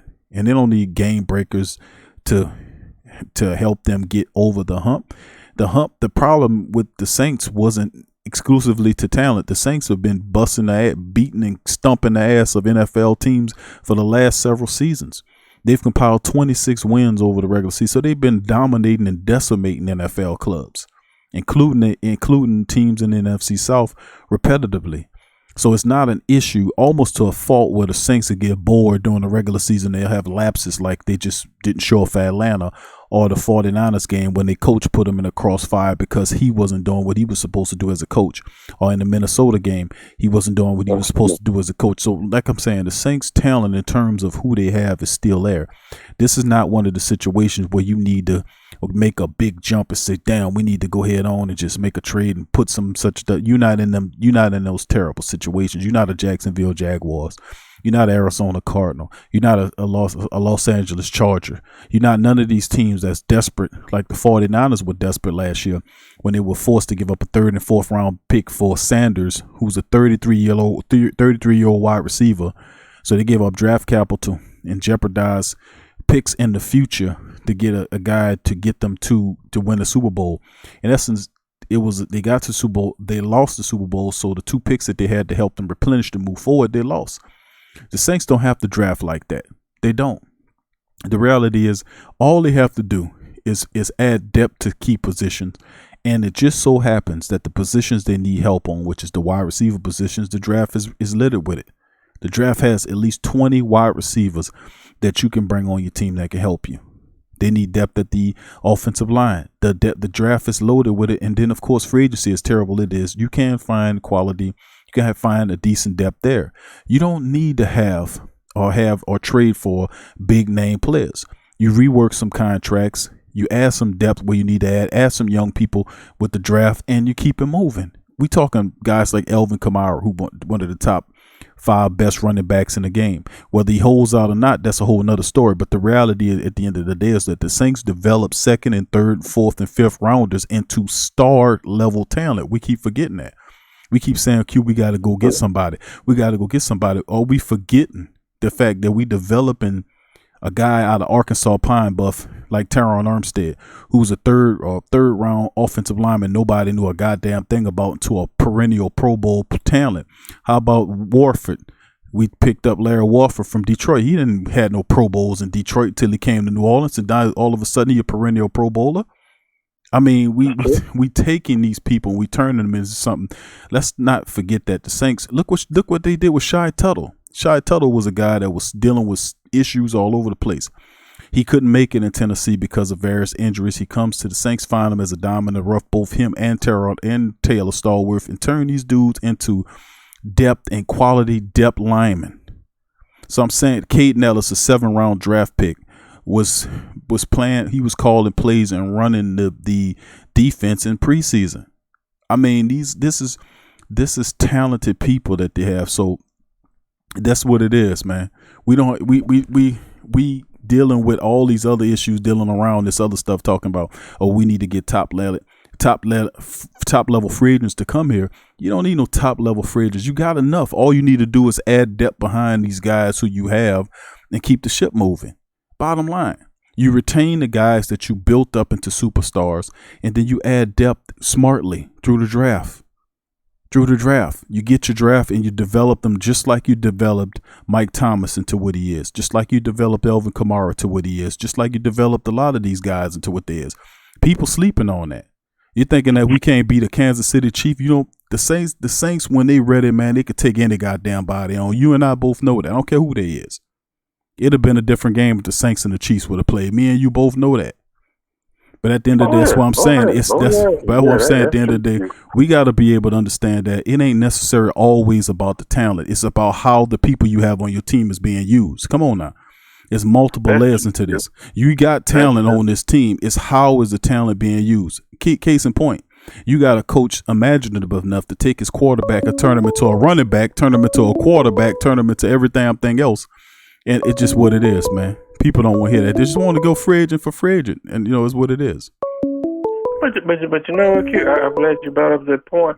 And to me, I never played football, but I watched enough of it to kind of understand it. But to me, Q, I don't think a scheme, a playbook should look like, you're doing rocket science. It's still pass, it's still run, it's still punt. I mean, some of these coaches makes it so complex, Q, that you have some good players, but they can't get the terminology. Okay, it's a slant, so I need to turn this way. If they don't know what to do, they could be good talent and just be going out there like they don't have a clue what a football is. It makes them look bad, So do you think they need to kind of simplify it a little bit more? Simplifying wouldn't hurt them to simplify the playbook. I just think at the end of the day, we looking at the talent of the team. The Saints they went in 13 games a season and getting bounced in the playoffs for reasons. Reasons being is the fact that a lot of the stuff that we see is not necessarily impacted upon the team. Perhaps in the Minnesota Vikings game, we would have had a better performance out of. I'm not going to go with the injury situation, but Cam didn't look like nothing in the Minnesota game, and I was like, damn, Cam don't look the same, and it's obviously because he was injured. He was dealing with injuries. Mike Thomas was dealing with a broken hand. We didn't know that at the time. So what I'm saying is, it's certain positions that you can attack that I could say, you know what, get the money to him. Robert Quinn is a guy that you would want to bring in. I wouldn't pay him top dollar to bring him here, but you give him a contract that work for you, and then you play him to his strengths. You got to learn to play these guys to their strengths, and I think that's a portion of it too. And a lot of this losing is not just behind the talent of the team. A lot of this is due to the coach. The coach not putting these guys in he not motivating them properly, not putting them in the correct position to win these games. And it's what it is. GM Kev said, GM Kev telling me I'm sugarcoating. Kevin saying you sugarcoating. Q, who that to you? Donovan, I see your family. Carlito, who that to you? Gundam 13, rest of the family. But you tell the truth, GM Kev said I'm sugarcoating. I'm sugarcoating. No, you tell the truth, Q. See, people don't like the truth, but the truth is what makes us free. It's just like, some of the plays during the season that Sean Payton called. You don't need to do a wide receiver reverse on a 4th and 1. Come on, man, run the ball. That's there we go, and that's what I'm saying. A portion of it you can tie it to your team, but you got Latavius Murray who has a really inexpensive contract for what he does. You can get real value out of that guy if you employ him more in your offense, especially in the playoffs. It could have made a difference. So, I mean, because a lot of the teams was doing that. A lot of the teams were running the 49ers were able to get to the Super Bowl because of their running game. They utilized the running game to get to the Super Bowl, in which the Saints usually hold 3 running backs on the active roster, but only really use 1. I don't understand the philosophy. If you want extra spots, why not just hold 2 running backs? Why have a 3rd running back that you never use and you just use them on special teams? That makes no sense to me. So like I'm saying, it's not so much of the talent, is how you utilizing the talent. And to address the practice squad question that GM Kevin throwing at me about the Saints are not developing the practice squad. That's true, Kevin. They do a really poor job of developing the practice squad players. I even said that if I had, I would ask them to mimic what the Philadelphia Eagles are doing on their practice squad, how the Eagles operate with their practice squad players. The Eagles actually develop the practice squad players, and when players from the active roster get hurt, they pull them from the practice squad and not from the street. There you go, Q. There you go. And that's what it's supposed to be used for. That's smart. That's a team that wants to win and look into the future. Now, that's how you do that. I can say, we can't get around it. It goes down to coaches. It really is. And not just Sean Payton, your coordinators and your position coaches. You got to, motivate your players. You got to get them in position to where they can play to their strengths.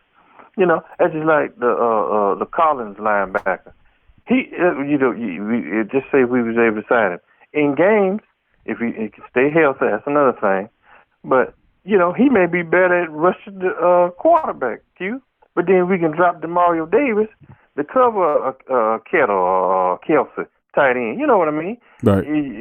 Collins, you put it back there, he might get beat. It look like he don't even know what a football is. But you let him rush the quarterback or get up there and stop the run, he looks good. Like you said, you playing. Hold on, Joe. Hold that thought, Brother Paul, for a second. We got a second caller. What's going on, fam? Hey, what's going on? How you doing, Big Q? I'm chilling, my brother. Who's calling? Hey, man, this is AKA Gundam out of Virginia. How you doing, brother? How you feeling, bro? What's going on, dog? I'm chilling, my man. Good to hear from you, bro. Just give me just a second, my brother. We got Paul on the other line, and I'm gonna get you in as soon as Brother Paul finishes his thought, my man. So just be patient. I'm gonna get you in there. All right, my man. All right, go ahead, Brother Paul. But yeah, that's all I'm saying. You like it was Coach Edward Herman ever said, you play to win the game. When Sean Payton first came there, he was known for making halftime adjustments and known for tweaking and doing things during the game.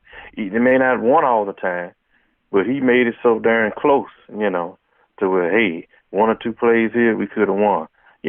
It wasn't like oh man, this game was just terrible. Like the first quarter they was at the game. There was some game, like you said, against Minnesota. The Saints did start playing Q to the 4th quarter.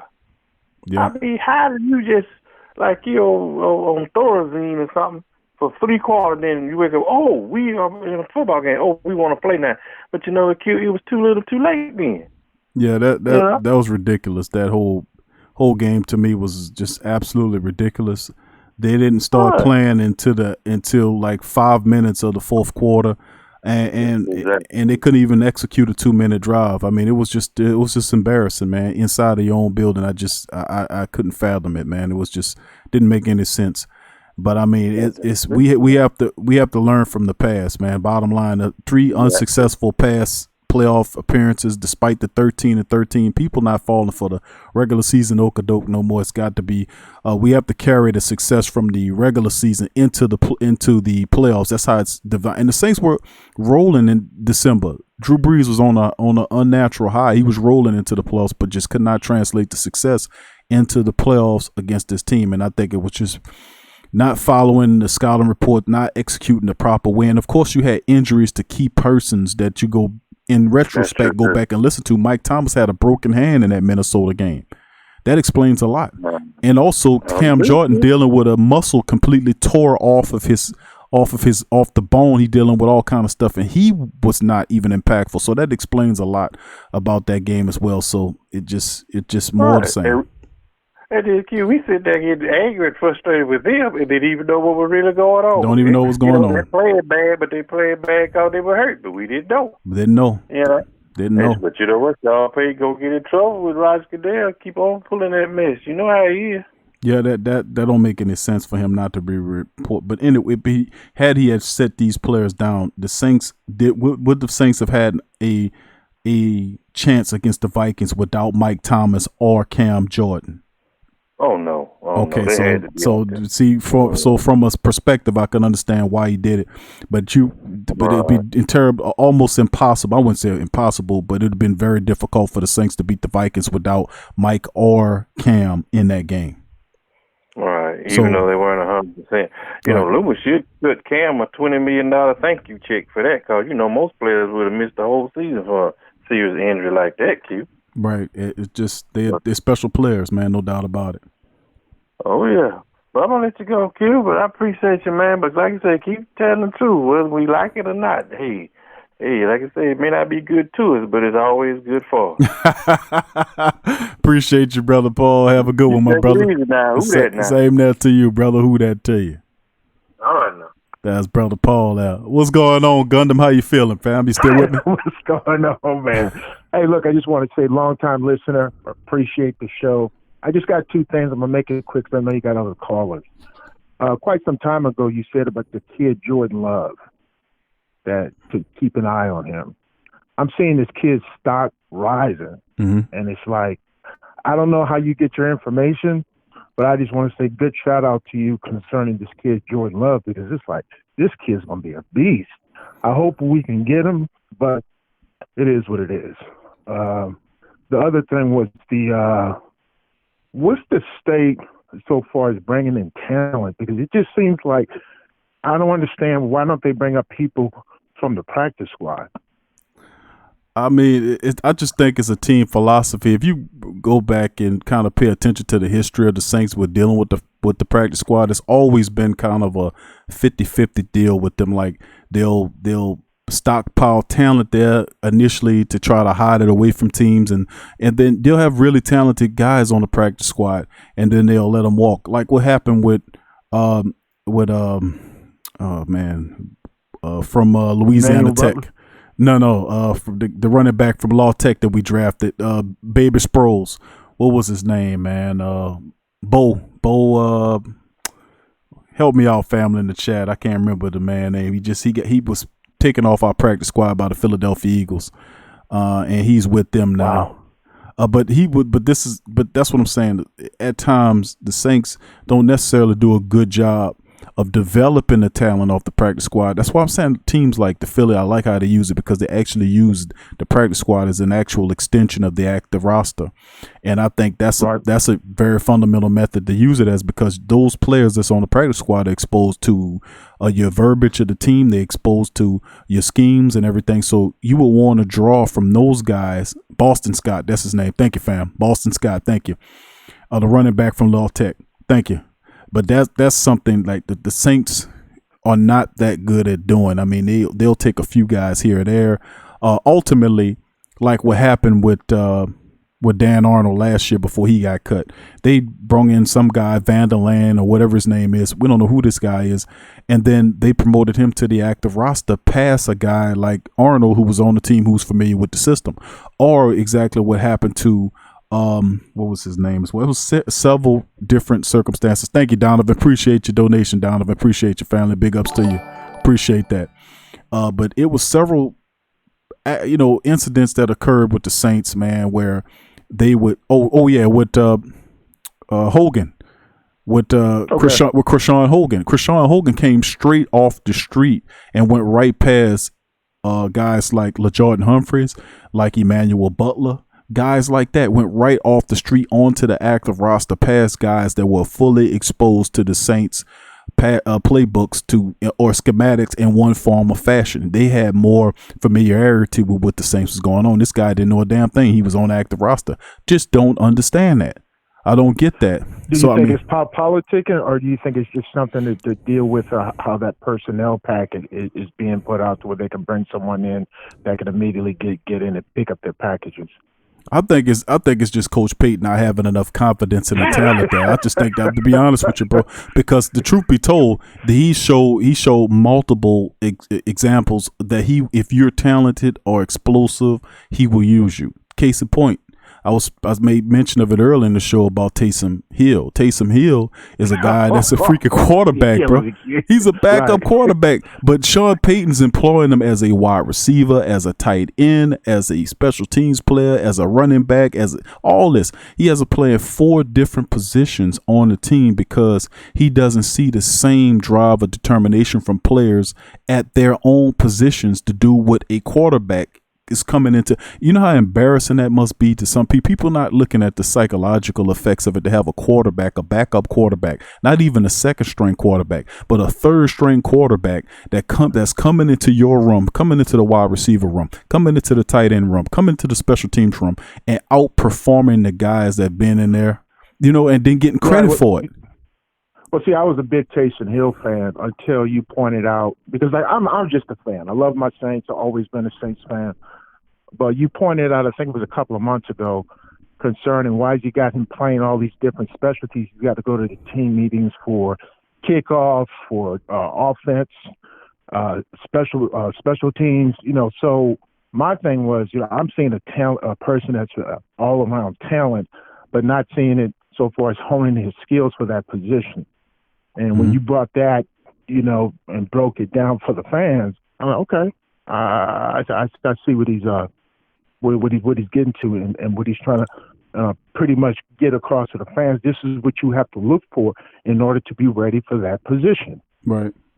And Gunda, you make a great point on that, bro, because, like I said with Sean Payton, if you're talented enough and he sees that you have a skill or a talent, he will utilize the hell out of it. It's the same like what he does with Elvin Kamara. He had Elvin returning kicks and punts, and I mean, he was putting them in places and positions and all kind of stuff, lining them up at wide receiver, and same with Harris, Deontay Harris. He came in. Kamara's going to hold out. Kamara's going to hold out. Right. If we bring him back, and that's a whole different subject. So I just want to stay on top of it. But I believe he's going to hold out. I agree with you. For more money. I agree with you. That's what that whole last year was about. Well, I think he was making business decisions. That's right. And because I didn't see the fire, and that's, just with the Saints, what frustrates me is that we're good, beginning of the season, middle of the season, lights out defense. But it's like the same personnel that keeps making the same dumb mistakes. They're not setting the edges. It's like they're leaving these guys in, or they don't pick up someone that can help us on a lot of these special packages on defense. And because like with the San Francisco game, it's like he kept doing the same thing. Like I'm not really football jargon, but so far as setting the edges when they were doing these slants, San Francisco, I mean, they were killing us. And it's like there was no type of a proper adjustments. I don't know. So what do you think about that? Do you think that they're going to get on top of this stuff? Do you think that we have a chance going to the Super Bowl? I most certainly do, because it's a desperation added to the last 3 years of playoff failures. You culminate that with the fact that Drew Brees is facing his final season. There is no ifs, ands, or buts about it. There is not a return for Drew after this year. Is understanding that this is a one hit quitter. So if that is indeed the case, there are issues. This is a do or die situation, which will bring out a certain mindset for the Saints, understanding that this is it, and we have to let it all hang out. And that was something that they didn't do in the postseason, but it's been well documented by the family and others that the Saints ball in the regular season. They the Peyton Mannings of the regular season, but when they come down, they falling through the floor when the playoffs come. So in losing to teams that they would actually decimate in the regular season. So I mean, it's a part of that. I just don't, I don't want to make anyone upset, but my main concern is Breeze. So far, he's not mobile, doesn't move. Right. He can slide up. He slides, but now that he's older, he just doesn't. I don't know, like when the man is coming, either flanking him, either left or right. He's looking, scanning. Because there was a couple of checkdowns that he could have done, and it didn't happen. And I understand like what you're saying about Breeze can pick you for underneath with accuracy. Me personally, I just think that with his arm being on a decline and much decline this year, and just how he showed out in the playoffs, it just didn't seem like when it comes to the games, like the real critical games and making those decisions, it just seems like he didn't, for the playoffs, it just, like he couldn't process fast enough to make a decision to either get rid of the ball or throw it out of bounds. Yeah, that Minnesota game, this was not the Drew I was accustomed to seeing. This wasn't the Drew Brees I knew. I mean, to be quite honest with you, all right, he wasn't getting rid of the ball, bro, on time like he was supposed to. He wasn't finding the targets that he needed to find.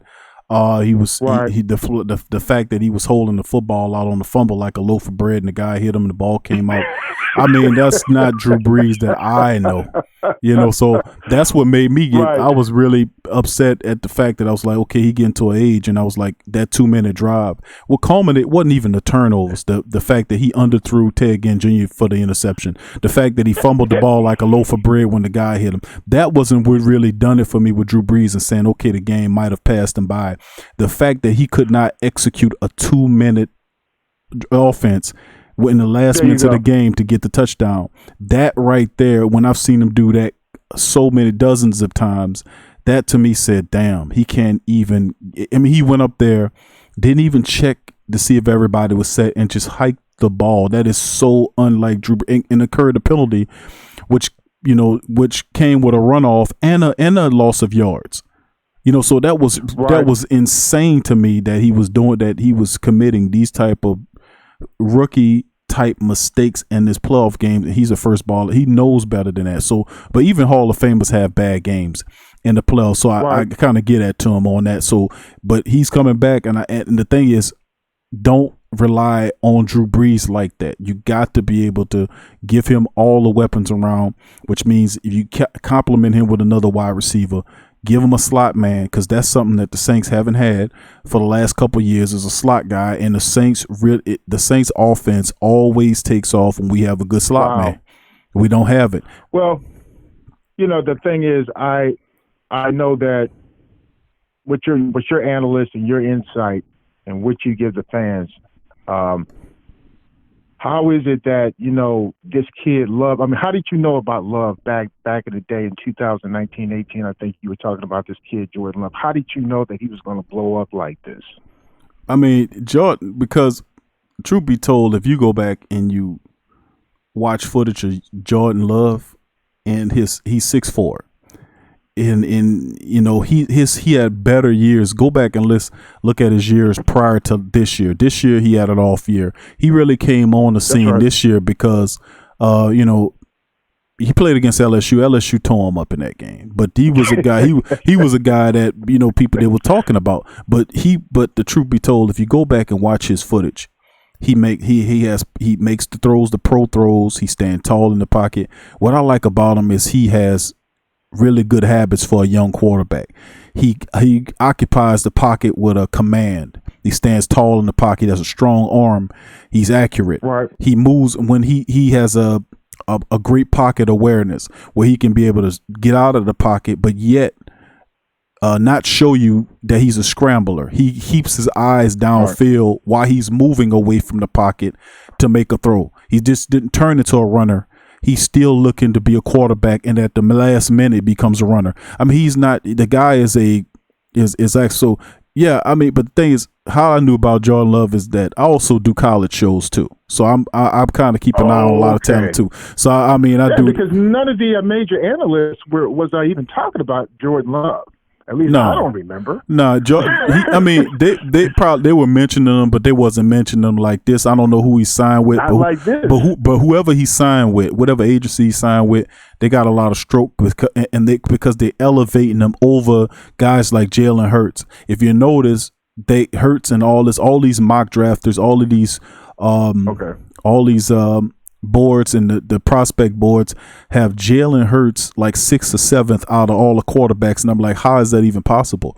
I mean, his resume is better and his numbers are better than any of these, than Jake Fromm from Georgia, than Jordan Love of Utah State, or any of these other characters not named Tua Tagovailoa, who he himself was enthralled in battles with. So you mean to tell me he was in him and Tua, who was his backup, and ultimately after he has some issues there, Tua replaces him, goes on, but then Tua comes back the next year, struggles. Jalen takes him to and wins in the championship game.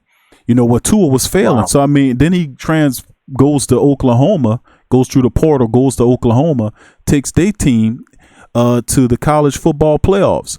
All this is cumulative. What I'm saying is that Jordan has, whoever he signed with, they have some stroke to be able to make the stuff happen. And a lot of people don't realize that they thinking that these quarterbacks. I hope we can get him. I hope we can get him, but I doubt it. We can get him. I doubt it because the closer we get to April, the further up the board is getting. The guy is jumping. He's now somebody got him inside the top 15. I'm like, how is that even possible? Then the comparisons to Patrick Mahomes, which I can see has some Mahomes type qualities, but you got to be careful about comparing Jordan Love to Mahomes. Mahomes is a different type of dude. Love is a different type of dude. He has potential, but because of the size and everything else. But yeah, I mean, Tough Tiger Talk, me, that's my college show that I do, and I was aware of him and some other prospects that was out there that I really like too. Yeah, and what's that fool Mel Kiper? Because he was really big on the kid from Chicago. What's that Chicago quarterback? Mitch Trubisky. Total garbage. Yeah, really big on Mel Kiper, which I don't really trust that guy. And look at the difference. What happened, in his production level. But look, man, I'm gonna let you go. I appreciate you giving me time to chat. You have a great show. God bless you and your family. You have a good night, sir. Thank you, Gundam. Same to you, brother. And try not to be a stranger, my friend. Feel free to call man, a little bit more, brother. Man, look, I love to eat, man. I gotta eat. I'm up here on this this East Coast, man. I gotta eat, man. I'm getting in the grind. But look, I really want you. I really enjoy the show. I've learned more about football, because on the East Coast, a lot of the guys, we kind of listen to your show. Thank you. And I just want to say, man, I hope you blow up because you really put your fans and have them, make them feel a part. And I know that when you blow up, you won't be able to do that because you got so much, volume. No, but, brother, I just want to always be my family, brother. That's my philosophy. Is that we the Great Saints think tank. This is my family. We and that's right. That's how I look at it. That's just my mentality. Is that it don't matter who it is, what I'm saying? It was shows that we do 2 or 3 hours, 4 hours, 5 hours, marathon style shows. We did a 7-hour show, 8-hour show. Nobody doing that, man, unless they love it. What they're doing. I enjoy it, man. I really enjoy your show. I just want to say, your football knowledge. I've learned more about football in the year about slants, set the edges. Because I know that after the San Francisco game, you were like, they didn't do this. They got to set the edges and just make it the proper adjustment. I said, okay, I see that. I'm just a football fan. I love me some Saints, but you with your knowledge, your talent, your insight, how you research, what you give to your fans, precept upon precept, line by line. This is what you look for. Now, us as the fans, that empowers us, because like there was something that you said when it comes to the power of how much power the fans have. Right. And I was like, damn, you know what? That makes a lot of sense because, whole companies can either go up or down, based on how they treat their people. Yep. And, and like a lot of the fans, they have a lot of good insight and wisdom because I look at some of the chat boards and just some of the comments, but especially like your insight on what the Saints need to do. But I just feel like arrogance, ego is what always gets the Saints in trouble when it comes to making the proper adjustments and planning for the future. Because it's like they're in the same mindset of, well, we're going to keep doing it, and it's just idiotic, and like a lot of your suggestions on what they can do in order to stay on top year in, year out, sir. Well, I appreciate that, Gundam, bro. I appreciate all the wise, beautiful comments, bro, and I appreciate the support. And I keeps it real, bro. A lot of people tell me I never heard nobody talking like talk about Saints. And the truth be told, bro, is that, I always tell people that it's like the whole construct is built upon making you think that you're at the bottom when you're actually at the top. If you really want to know the truth about a lot of stuff, it's easy to find out. Just merely turn everything on its head and you get the truth. It's really that. It's just really what it is.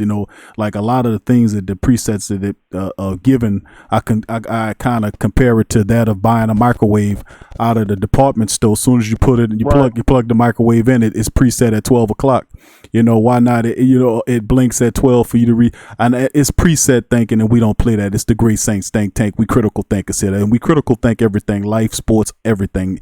We critical think. We use them brain cells, man. We rub them together and we make stuff happen. We create the fire life with that. So I mean, that's the my mindset going forward, and I just share that. And we got a lot of great and beautiful family members in the building that are critical thinkers like yourself, Brother Paul, Scoob, and the rest, GM Kev, and the rest of the family. I don't know if I'm on your level, brother. But, oh, no, we all on the same level, brother.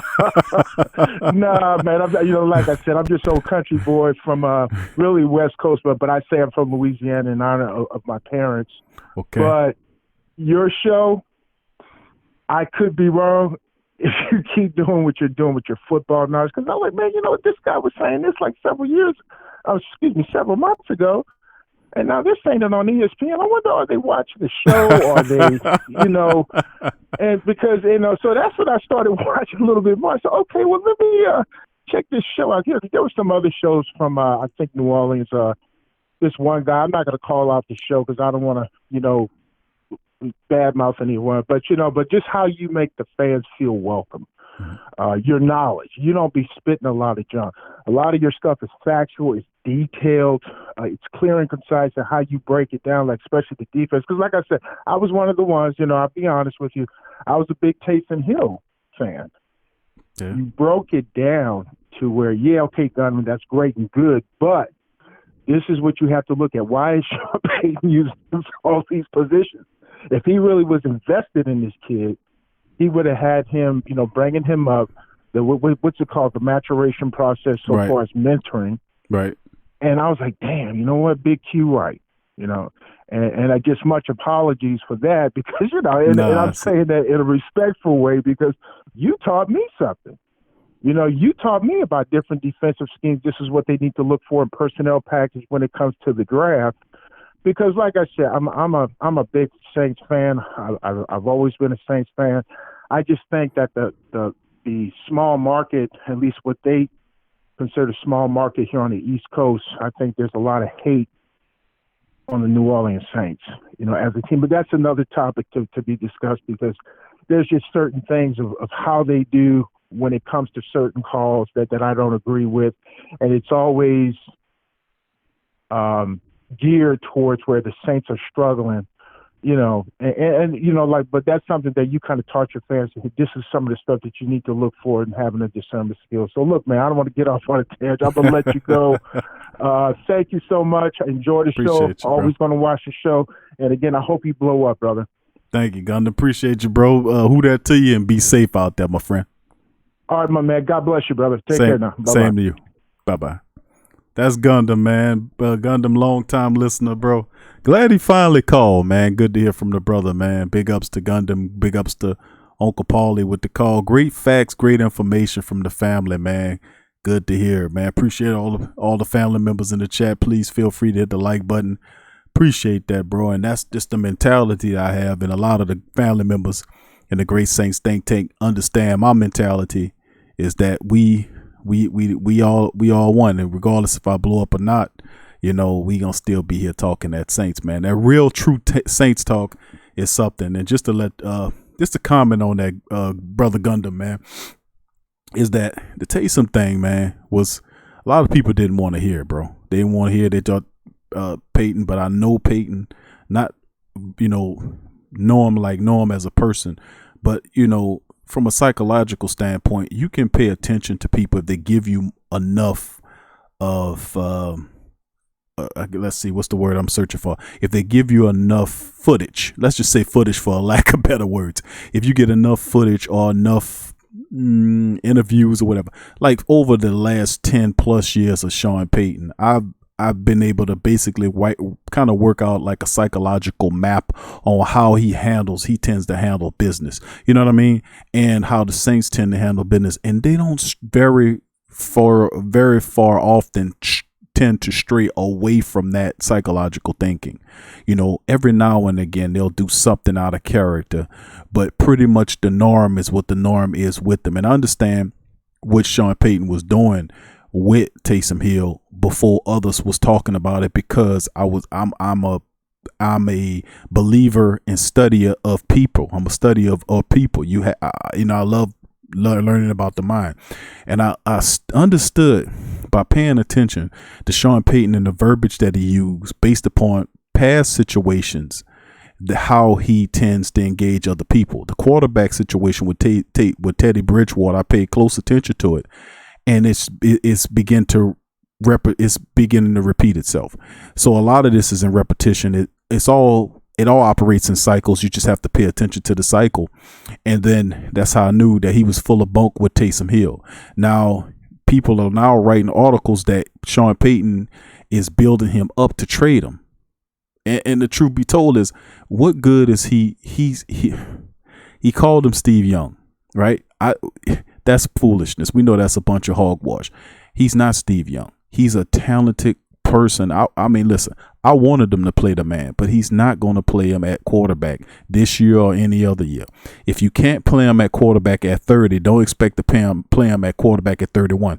And people sometimes often opinionize without looking at the numbers, whether that's his age, it's all a part of that equation. How much money did it cost for them to pay a third string quarterback? Will they pay a third string quarterback $5 million? The answer is no. They're not going to pay him $5 million. You know, they're not. And why would they not pay him $5 million, Q? Because they're going to bring in a backup quarterback so he could be the third string quarterback. He can't be a gadget man as a second string quarterback. He has to be a third string quarterback to be a gadget man. See how all this works? So they have to bring in a cheaper version of Teddy Bridgewater so that he can be a third string quarterback. And it's be extra difficult because his agent is telling him that you're going to be 31 next year, and the window for you to be a starting quarterback in the NFL is vastly closing.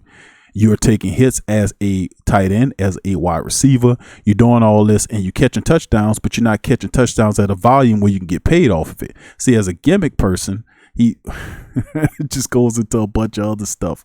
So I was able to look at it and none of it made sense. It's almost like I was a detective on what was the cop shows that come on Channel 6 or the detective network, like the NC, what was it, the crime scene or whatever it is, New York crime scene or whatever it is. And I was just looking at the evidence and being a detective and saying, man, this guy has no intention of honoring Taysom Hill as a quarterback. Now this is the thing.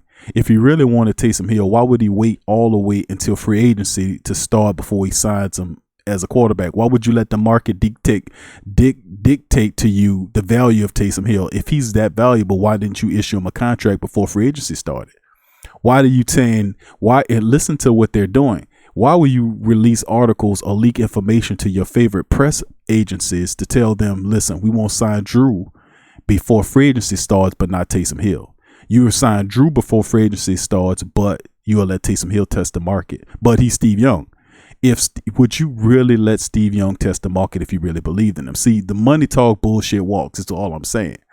Does he really believe that the man could be a quarterback next year? Well, if he can't be one this year, what you think will make him a quarterback next year when he ain't going to be getting any practice this year as a quarterback? See, it's all common sense type stuff, you know. Who that to the family members in the building? Good to hear your family. Carlito and all the family members, good to see you. Damone Horton, who that to your family? I see you. Thank you, family in the building. Hemisphere said, if Sean trades Taysom, I expect the QB to be drafted in the first round. Peanut 504 Chief, what up, fam? Says Jordan Love will be the surprise of the draft. I expect him to be the Saint. Will be interesting, Peanut, if we can land him.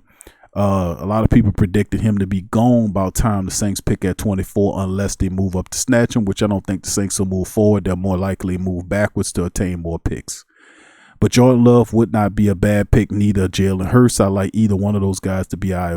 Scott says CSI, Big Q, New Orleans. I like it, brother. I like it. What's that guy named Scott Bakula? Is that the guy that Scott Bakula? Is that his name from CSI New Orleans? Scott Bakula used to be on. See, I'm about to say this, but a lot of people don't remember Quantum Leap. See, I'm kind of age. I'm dating myself right there when I threw out that Quantum Leap out there. Anyway, that's old school, baby. Big ups to the family members in the live stream. Please feel free to hit the chat, man. Hit the chat up. Any questions, comments? Hemisphere said, what I saw from Alvin Kamara, he looked like he wasn't happy being there. I think Mark Ingram bought out the best in Kamara. I don't know if he was injured or playing through something. I think he came out of his injury, but then at one point, you start to look at the money. Alvin Kamara was playing in his third season of a 4-year contract. Remember, he didn't have a 5-year contract like a Marshawn Lattimore. That's for first round draft picks like Marshawn Lattimore and Sheldon Rankins. They get that extra year. The third round draft picks is what you get. He's still making money off of his third round contract. And I say third round as contract because people forget he was a third round running back. Even though he is like one of the top 5 best running backs in the league, he was a third round pick working off a third round quarterback contract.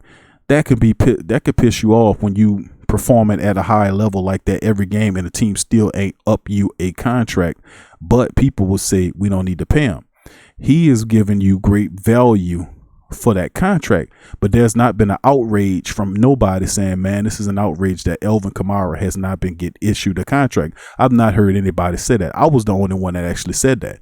It's an outrage. It's an outrage that he wasn't issued the contract. Demario Davis wasn't issued the contract. Marshawn Lattimore, Ryan Ramczyk, none of these guys have been issued a contract. Even if you don't have any intentions of paying him what he really wants, you could look at something like 7 to 8 and probably give him a big ass signing bonus, put incentives in his contract, stuff like that. I mean, you can get value out of Alvin Kamara. I mean, seriously. But, you know, that's just what I'm saying. People don't look at it like that. We quick to jump and be on the side of the team, and the team be wrong as 2 left shoes, man. The team up in there hiding, helping the church hide people and add them to a list. Them people wrong as 2 left shoes on. I don't want no part of that, man. All right, let's keep it moving there. Tyra, big ups to your family. I see you, baby. Who that to you in the chat? Scott says Quantum Leaf. Dominic says still on Tyler Huntley at late QB pick up or undrafted QB. Tyler Huntley probably, I don't know, bro. That'd be an interesting pick. Probably late or undrafted. Probably a late round pick. Dude's pretty decent. Tyra said, I remember Q Leap. Yep, I remember that. Oh, Lori, who that? Lori, good to see you, fam. Peanut says, I wouldn't be surprised if New Orleans Saints trade Alvin Kamara. Wouldn't be a surprise at all, fam, because he's going to be looking for double-digit money. The Saints, of course, not looking to give up double-digit money, despite the fact that Alvin Kamara has earned a double-digit contract. People don't want to hear that or not. It's the NFL that's devaluing the running back position by saying there's too many running backs out there for us to pay you any money. That didn't stop Alvin Kamara from being one of the best at his position, though. What up, fam? Thank you for calling the show. Who am I speaking with? Hello? You still with me, fam? How you doing? Hey, what's going on? I'm fine, my brother. Who's calling the show? This is Sorry about that. DLP 2600. What up, DLP? How you doing, fam? Good, man. What's going on? Ain't nothing much, fam. Just talking some Saints, bro. What's on your mind? I hear you, man. Well, look, I'm just gonna try to make it as quick as I can. I know that I don't know how long you take the show on tonight, but yeah, man, there's a lot of moving and shaking in the Saints world right now. With all this, rumors and free agency's right around the corner. A lot of interesting things going on, man. Yep. This Jamie Collins situation, that there's been all this talk about them being interested. I would think Jamie Collins is an excellent player, man. If we were able to get him and add him to the linebacking core, that would be a great move. My only curiosity is money. Right. What kind of money do you think that this guy's going to command? And also, do you think that this is going to hurt? I hope it doesn't. But do you think this would be an issue for Demario Davis, knowing the fact that you're bringing another linebacker and his contract is going to be coming up too? No, I don't think it'll be an issue with Demario Davis because knowing what kind of dude Demario is, I don't think he will worry about something like this. That's speaking to the character, how terrific of a person he is. I don't think it'll affect him that way. In terms of his contract and what his value is, he was making, and I researched it, he was making about $1 million with the Patriots last year. And if you decide to bring him aboard, then they saying they want to double up the money, which will probably be anywhere between $2 to $4 million for him. He's 30 years old, which is not a bad contract for a guy as productive as Jamie Collins. Right, and the thing is, with somebody like him, I don't know if the Saints are going to want to go anything above 3 years. They're probably going to do a 2-year deal, right? Kind of see how it plays out. That's my guess. Because, obviously when you start getting 30 years old and higher, of course, linebackers, they last a long time in the league if they're good. They can play in their mid-30s. Yeah, you're right, bro. So I like him. I think he's an excellent player. He's got the size. He was good in college. I still remember him from his Mississippi days. Yep. I think he was Southern Miss. Mississippi State. So he's an excellent player. That would be a great addition to our team. The offensive line, though, man, I don't. Now that I'm thinking about this, the offensive line, I think we need to address that early on in the draft, and I think also the defensive backfield. I believe we need to have to address that too. Right. I don't see. The thing is, I like if we had more picks. See, here's the thing. Here's the unknown right now. We can only predict what the Saints are going to do based on the picks they have now. Unless we hear something or know something coming down the pipeline, they only have 5 picks. So the problem is there's a lot of pieces that we probably could add to the team. We just don't have enough picks. Right. So what I'm hoping is going to happen is there's going to be a trade. Somebody's going to come to us and they're going to offer. They're going to want somebody off our roster. You don't know what's going to happen with this Taysom Hill thing, if this is legit or not, as far as him staying on the team or him going somewhere else or whatever. I still believe my belief is that there's a possibility somebody's going to, maybe not a first-round pick, but they would tender him, and then somebody may come up and get an offer, a draft second round or whatever it is for him.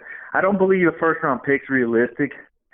I think more second is probably where he's going to, if something was to happen. And if we were able to get a second-round pick for him, and then who knows with the Kamara? I don't believe that they're going to trade Kamara. I personally think they should trade Kamara now because I don't think that the guy. Here's the thing: I don't think he's going to be able to stay on the team, man. Here's the thing: you keep the guy for another year, he's going to walk because the team's not going to pay him the kind of money he wants. And as much as I like him, I know everybody keeps saying keep Kamara. Some people were saying not to keep him. The money is where it's going to be an issue. I just don't see how you're going to be able to pay him Ramczyk, Lattimore, and there's probably a handful of other guys I'm not even thinking of right now. Their contracts are going to be up. So how are you going to get all this? Where are you going to get all the money from to pay all these guys?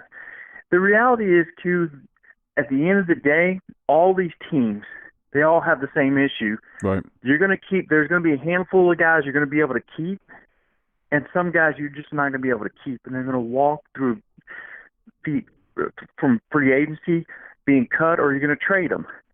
It's just the reality. Right. So, of course, we want to keep all these guys, but I just don't know how we'd be able to. Mm-hmm. So, do you believe, in your personal opinion, they should look at possibly moving them? Because that's what a lot of the local people in New Orleans are saying. I mean, people in New Orleans are talking about it. The national media is talking about it. I think he wants out because I think he knows, or his agent's going to want him to get a certain amount of money, and we're not going to be able to pay him. And so I think what's going to happen is he may have to get out of town. So would you think it's better to try to start looking for trade bait now, or wait till the season goes and then trade him? Two things, bro. Number one, let me make mention about Jamie Collins right quick. While you were breaking down some stuff, and I appreciate that. I was something went on my mind about Jamie Collins. So I'll look back at his contract last year for New England. He made $1 million for New England. Actually, over $900,000 plus they included some other monies, and they said it was $1 million altogether. But prior to that, he was over $10 million with the Browns. So it was he was making $10 million. I'm looking at his contract from 2018, which was 10.6, and that was in 2018. And then prior to that, it was 4.7 mil. So for 2017 and 2018, he was making over 15 million between both those seasons. One was a 10.6, other one was 4.7, and then he had a kind of a cheap year for 2019 because he was dealing with injuries as well as he came back. Now, just to throw that little giblet out there to the family members who didn't know. Now, of course, they got him listed. If you look at his contract, they say he's 30 years old, and the market value for Jamie Collins is actually 8.8 million. So if that's the case, then that's not where you want to play. And it's estimated that he'll take a 2-year deal, and that's the most money. His market value is at 8.8. Of course, that's not something we'd be interested in. And the Saints might be able to make an arrangement with him because he's in his 30s right there to take some less money than that. It obvious Right. the case, but we're not going to give $8.8 million to Jamie Collins right now. Now to get back to your Kamara point, the Kamara thing is if you know you're not going to pay him, and let me just say this: when I did the show some time ago, playing Sean Payton, with his discussions before the Super Bowl occurred. He was on several shows, and one in particular I played from the ESPN First Take show when he was on there, and Molly Quorum asked him the question directly, what do you do with Alvin Kamara? He said to her that was a 4-day discussion with Mickey Loomis, 4 days. And I remember going over that show, and I said multiple times, that's not 4 days. What are you talking about? That's not, it don't take 4 days to figure that out. It don't even take 4 hours to figure that out. If Elvin has one of the most money grubbingest agents that you can get, that's representing him now, he is pissed off, and to a degree, and it showed in his play last year. People thought he was hurt. They thought he was being nonchalant. No, he was making business decisions, running out of bounds. He was saving himself. Prior to that, he was giving all that he had the first 2 years and wasn't compensated. So you could see a guy like that, the way the team didn't honor him by re-ing up with him could rub a guy raw. Now, if they looking at getting the value, which is 15.5 million per season, or in double digits with the Saints, and they have absolutely no intentions of paying Alvin Kamara a double digit or even close to that, they should be real enough to let them know that we will trade you before the season. Because if you don't pay him what he wants, he's not gonna, the way he played last year, knowing that he was setting this all up so he can get his agent to come in, he's not going to play during the season. He's going to hold out. So if you want to, so if you're going to do something, do it right now so you can get value for them now. If you hold them after the draft, if you hold them into the season, you're kind of limiting what your trade options going to be, because the draft picks will be gone. And then, of course, his value, I ain't going to say his value will be diminished, but it can't be as high as it would be, being that people are looking to make moves with players right now to build a team right now at the start of it. So if I would say move him, if you have no intentions of paying him the money, be honest with him and trade him somewhere and get multiple picks for him. Not one, not two, but 3 picks for him. Right, because we don't want a Jalen Ramsey situation where you come in with a guy. Let's just say, for instance, he cooperates and he comes into camp, and then he's bickering. Maybe not bickering, but basically, you don't know what you. Because, like you said, we all witnessed what he did this past year, and we don't want that to repeat into this coming season. Right. So the thing is that's a big risk. You're bringing him in like that. So I would personally trade him and get what you can now, and he's going to come in. You're going to be able to get some good ammo back. Yes. But here's the thing: the Saints and Mickey Loomis. I think he was on the record just a few weeks ago, and he says he has a number in mind. He has a number in mind, and that's how he put it, and that's all he said. So in other words, just like with Von Bell, they have a number in mind with Von Bell. They're not going to go beyond that. They have a philosophy. So, it's interesting. I don't know if you knew this. Von Bell just got a new agent, too. It was reported this past couple of days ago, his agent that he had since he's been in the league, he got rid of him, and now he's got a new agent. He just got a new agent. Well, of course. So that's the thing. And when these guys get these new agents, you're always concerned how the things will get played out. So I just believe at this point you need to unload Kamar. I know it's probably not a popular thing among your fan base because he's a dynamic player. Problem is if you hold on to him, you're taking a lot of chances. He's going to hold out. He's going to be disgruntled. And that's not what you need. Right. You don't need that distraction, man. I think you get picks and you just continue to build the team.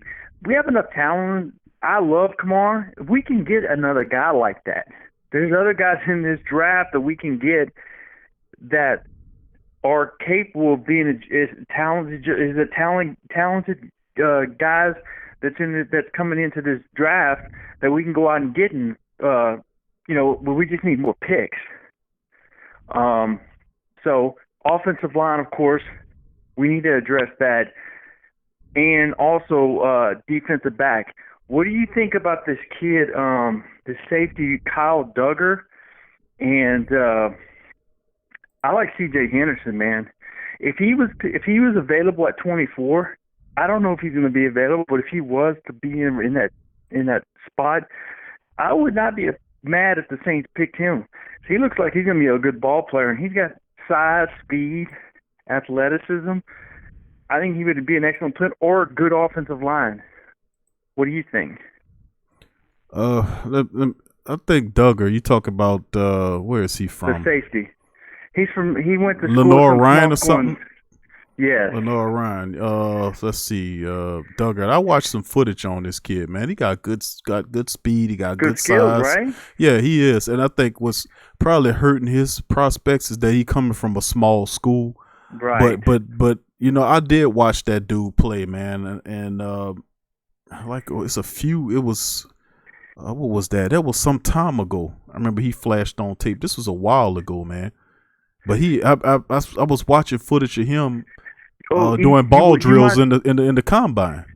Yeah, but did you see him in the East-West Shrine game? No, I didn't see. No, I didn't see that. Yeah, this dude's a baller. Mm-hmm. He's instinctive. He goes to the ball. He's got size, dude. He dude's put together. Deion Sanders, whenever they were doing the drills, Deion Sanders said, "This dude's big. He's a big safety. I mean, he's physically 220 pounds, and he's like 6'1.5", and he's got speed for somebody that's a safety. He's got good hands, good. I mean, he's got the package. That's a guy that we don't have to reach for. I believe he'll fall to us in the third. I mean, look, he's getting a lot of attention. I don't see him being a first-round pick. I think he's one of those guys that will probably be a second or third round. If he's there in the third round, I wouldn't be, that'd be kind of the guy you want to bring in the fold. The thing is, we never can have enough DBs. Right. We need to shore up that back end, man. And at the end of the day, Marcus, sorry, I forget his name. Williams. Marcus Williams. I like the kid. He's made, he's made a lot of mistakes. He's done well at the same time. It's just, I think after that, for whatever reason, he made in key moments, he just freezes, man. And so I think at this point, we need to have something in place, because if he was to go down, or if we want to replace him, we need to have another guy. I like the same Quan Hampton guy. The only thing is I didn't see enough of him. Right. So you always, you don't know too much about him. He's a 6th-round pick. He could end up being pretty good. He's got good size, but again, I haven't seen enough of him other than the preseason. We didn't get to see him play. So I think, you got to look at the future. The offensive line is going to be key. I don't think in free agency we'll be able to sign a big name or anybody that's really good, because I don't know if we'll have the financial, the financial means to do it. So I think if we do, we'll probably have to sign a solid veteran, keep Nick Easton, and then draft a really talented player that can come in and play. I think that's what I think the team's going to have to land up doing, just for financial reasons. Because if you get a guy at 24 or in the second or whatever, they're able to get another pick in the second round, and you get somebody in the first or second round, you can put those guys. History has shown we're really good at picking offensive line, and if we're able to find another Ryan Ramczyk or Armstead or a variety of guys that came through our system over the years, those guys you can plug and play. And I think that's probably going to be the way we may have to go. Of course, we want to bring in veterans, because you're going to need You're going to need veterans to be there in case the rookie or whoever you bring in takes a little bit of time to get in there. I mean, we've seen that guy, our center, come in right away and play. So it can happen. Ramczyk was the same way when he came. Armstead, his rookie year, he didn't play till the end of the year, and then going into the playoffs. So again, this could happen. I just think from a financial standpoint, they're going to have to make some decisions. How much they want to invest in veterans and all that other stuff. And I want to tell you, the receiver that I keep, and I brought his name up before in your show, and it's a guy that I believe is going to be, he's a talent. He's not getting the hype that a lot of these other guys are getting. But I'm telling you, this kid is talented. Talking about Tyler Johnson. Yeah. Tyler Johnson I from looked Minnesota. him up. Yeah, you're absolutely right, bro. When you told me that the last time, I went and researched and looked up Tyler Johnson. Very productive, man. Very productive player. And he's got our Peyton typically likes taller receivers. He's taller than you. He's not like, a 5'10". Not that I think that those guys are still, they all can fit into the offense, but he's got above average size. He's physical. I think this guy is somebody where, again, if you can't get a certain player that you really like in that it's your first pick, and he's available, dude, you have to jump all over him. Or if he's still available, you got to get the guy like that. To me, I think he would be a perfect fit into our offense. Yeah. I watched the guy play, man. Incredibly productive. He jumped off. He goes up and gets the ball, huh?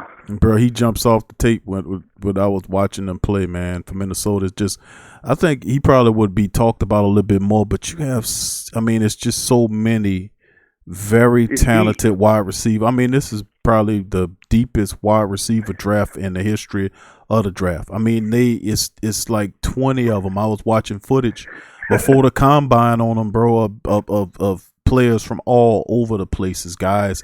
The guy from Baylor, I can't remember his name. The guy from Baylor, Dexter Sims. There you go. From Baylor, he's terrific. He looks good. Devin Duvernay from Texas. That's one of my favorite dudes. Duvernay, yeah. KJ Hill. That's another dude. The guy from Penn State. I can't remember what's his name from Penn State. Hamsler. Oh, I can't. Hamsler. Yeah. Hamsler. See the USC guy. What's his name? Pittman. It's Ayuk from Arizona State. I mean, it's tons of them, bro. Liberty, the guy from Liberty, I can't remember his name either. That dude looks legit too, man. Big guy, 6'4", catches the ball, tacks the ball. Golden something. I think that's what it's just. I don't have my prospect list open, but the guys, the terrific wide receivers in the Van Jefferson from Florida. From Florida, but he got hurt. He and we hadn't even mentioned my favorite receivers, Nick Laviska Shenault. He was Colorado. Hurt too from Colorado. He to me I would love if the Saints got that guy. But the thing is I don't think he may get picked before we even have a chance. But he did get hurt in the combine, man. Mm-hmm. They said he would be back in 6 weeks. So we'll see. Van Jefferson is the same thing. He got hurt before even the combine. So those guys, I don't think Shenault will be available, but like somebody like Van Jefferson and some of the guy from Liberty, a couple of these other dudes, they may actually be available in the third, fourth round because here's the thing. This draft is so deep, and like even on the offensive line, the offensive line's freaking deep. You have so many players that this draft is so deep and it's in several different positions where a lot of these really good players are going to get pushed down. They're going to get pushed down the draft. Yep. So they're going to be there for the taking. Yeah, that's why me and you're on the same page. I just wish we had more picks, man, because I tell you, we can mop up. Yeah. We would freaking mop up. Yeah, you absolutely, and I've been yelling that for a while. It's like I almost wish I had those picks back. The third, the picks for Apple and the picks for Teddy Bridgewater. I almost wish I had them back for just this draft because, it's just so many great players and skill positions are deep. The quarterbacks, the running backs, the wide receivers. You can get good tight ends, offensive line, even the certain aspects of the defensive line. The defensive backfield is the safeties and especially some of the cornerbacks. The linebackers not so much, but you can find value late with some linebackers. The guy out of Wyoming and a few other people. I like the Shaq Quarterman out of Miami. It's so many. I was able to look at some of these guys. We got Caden Ellis last year in the 7th round. I know. And they valued him higher. They actually I thought he was going to be a 5th or 6th round pick. He's going to go in the 7th round. Right. And so that's the thing. That's what's so crazy about this year. I think if we had a couple more, we somehow can pull. I think there's a possibility we're going to end up getting more picks. I don't know how. I just have this feeling something's going to happen. We're going to end up getting 1 or 2 more picks. Oh, no doubt about it. They most certainly might just trade back because there was a scenario in which people think that the Saints could trade back from 24 to possibly 27 or 28 and acquire more picks that way. They're thinking about Taysom Hill that way. Of course, and then you look at the prospect list of who they were looking at, a lot of wide receivers, a few offensive linemen, defensive linemen, a couple of running backs, and then one quarterback, which lets you know that they're not pretty much looking. Of course, you had Grandel put to it, and more people will come out later on. But the truth of the matter is, man, when you talk about the Saints need wide receivers, and then you have a draft with literally 20 wide receivers, it's ridiculous. C.D. Lamb, Jerry Jeudy, Henry Ruggs, T. Higgins, Laviska Shenault, Brandon Ayuk, Jalen Reagor from TCU, Justin from LSU, Hamler from Penn State, Mims from Baylor, Brian Edwards from South Carolina. That's another dude. Donovan Jones from Michigan, Tyler from Minnesota, Antonio Gandy-Golden from Liberty, Isaiah Hodgins from Oregon State, another good one. Pittman's balling. Chase Claypool, the guy that did all Notre Dame. from Notre Dame, 66 catches, 13 touchdowns on the year. They talking about converting him to a tight end, 6'4", 240. Lynn Bowden for Kentucky, who I had in the mock draft, 5'11", 214. The guy's terrific, averaging almost 12 yards a catch. He's a speedster.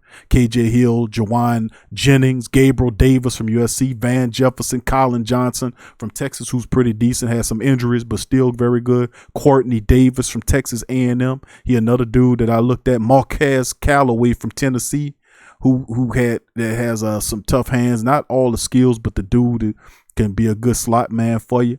I mean, it's a couple of them, bro. Joe Reed from Virginia, Stephon Guidry from Mississippi State. I was watching footage on this dude, Cleveland from Florida. He didn't have all of the reps, but the dude is fantastic. It's a bunch of them, man. It's a bunch of them there, man. Yeah, it's crazy. Really, that's what I'm saying. It's just crazy. So that's what I'm saying, man. I think, at the end of the day, and some of these guys may not. There'll probably be a handful of guys that don't get drafted. Yeah. And that we may have interest in. We'll find There's probably guys that we don't know about that could be in Canada or something. Right. I mean, we're one thing I'll give credit to the Saints, and they've been really, really excellent.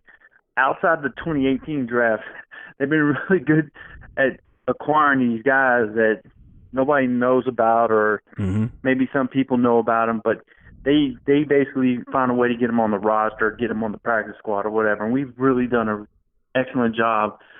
Our scouting team has done an excellent. Fontenot, forgot what his first name is. He's the one. He's our head scout. That dude, excellent scout. And you know who I'm talking about? Well, no, I don't know Fontenot. I'm gonna have to look up the thing. I know Jeff Ireland heads the thing. I know up under him his head scout is I think it is Fontenot. I think it is a Fontenot or a Smith or something. I think it is Fontenot. I'm going to look it up. It's Fontenot. And okay. Is it Chris Fontenot? I can't remember his name, his first name, but he's actually he's right. He's right under Ireland. So like he's the main. He's our head. He's like, so you got Ireland, but he's like the one that basically reports directly to he's like oversees all the scouts, I think. Okay. My understanding. And he goes, and he's excellent, dude. And he's done a really good job for us. And I'll tell you, Ireland's done an excellent job. Terry Fontenot. Terry Fontenot. Yep. Terry Fontenot. Director of Pro Scout. Mm-hmm. Right. He's a Louisiana guy. From I think he's from around where I'm from, or like Lafayette, somewhere over there. Mm-hmm. Really good guy, but he's done an excellent job. And the 2018 draft, really, to me, that was poorly managed. I mean, we ended up getting Traquan Smith. He was only him, and I think who from that draft has left. I don't think that we have anybody other than Traquan Smith, and there may be one player I'm not thinking of. Everybody else didn't even stay on the roster. I mean, all those picks were just like went by the wayside, unfortunately. Right. It's a shame, man. It's a couple of them that it would have been useful to have a couple of those people to kind of help out right there, man. Like, look at the guy that was from the safety cornerback that was from Wisconsin. That was an excellent player. He's a punt returner. He was like a Gardner Johnson type player. Mm-hmm. They cut him, and then they tried to go to he didn't get to the practice squad. They signed him. The Houston Texans. Yep. You know what I'm saying? You talking about Jameson? Jameson. Yep. Latrell. Yep. He was a guy. He was a kick return, help out in special team, blazing fast. And the other guy, Kareem Moore, was pretty decent for the Giants, but he got in trouble this past off season he had gotten a with the girlfriend situation. thing. Yeah, that was kind of crazy. I think they released him here's behind that. The thing. I never understood Rick Leonard. You drafted Rick Leonard. Mm-hmm. It's like, dude, you took that's a 4th round pick. I know that's still a relatively that's a good pick. They just drafted the guy, and he didn't even get. I think he was on the practice squad for a couple weeks, and let him go. It makes no sense. You got to develop these guys. Right. Yeah, and that was the thing with the Saints. For whatever reason, Sean Payton was impatient that draft. He got rid of the guy. Rick Leonard was a guy that I think he took in the fourth round. Fourth round, yeah. And out of Florida State, the guy, and the crazy part about it, it didn't make any sense to me. Looking at the practice squad, they had Nate Wozniak on there.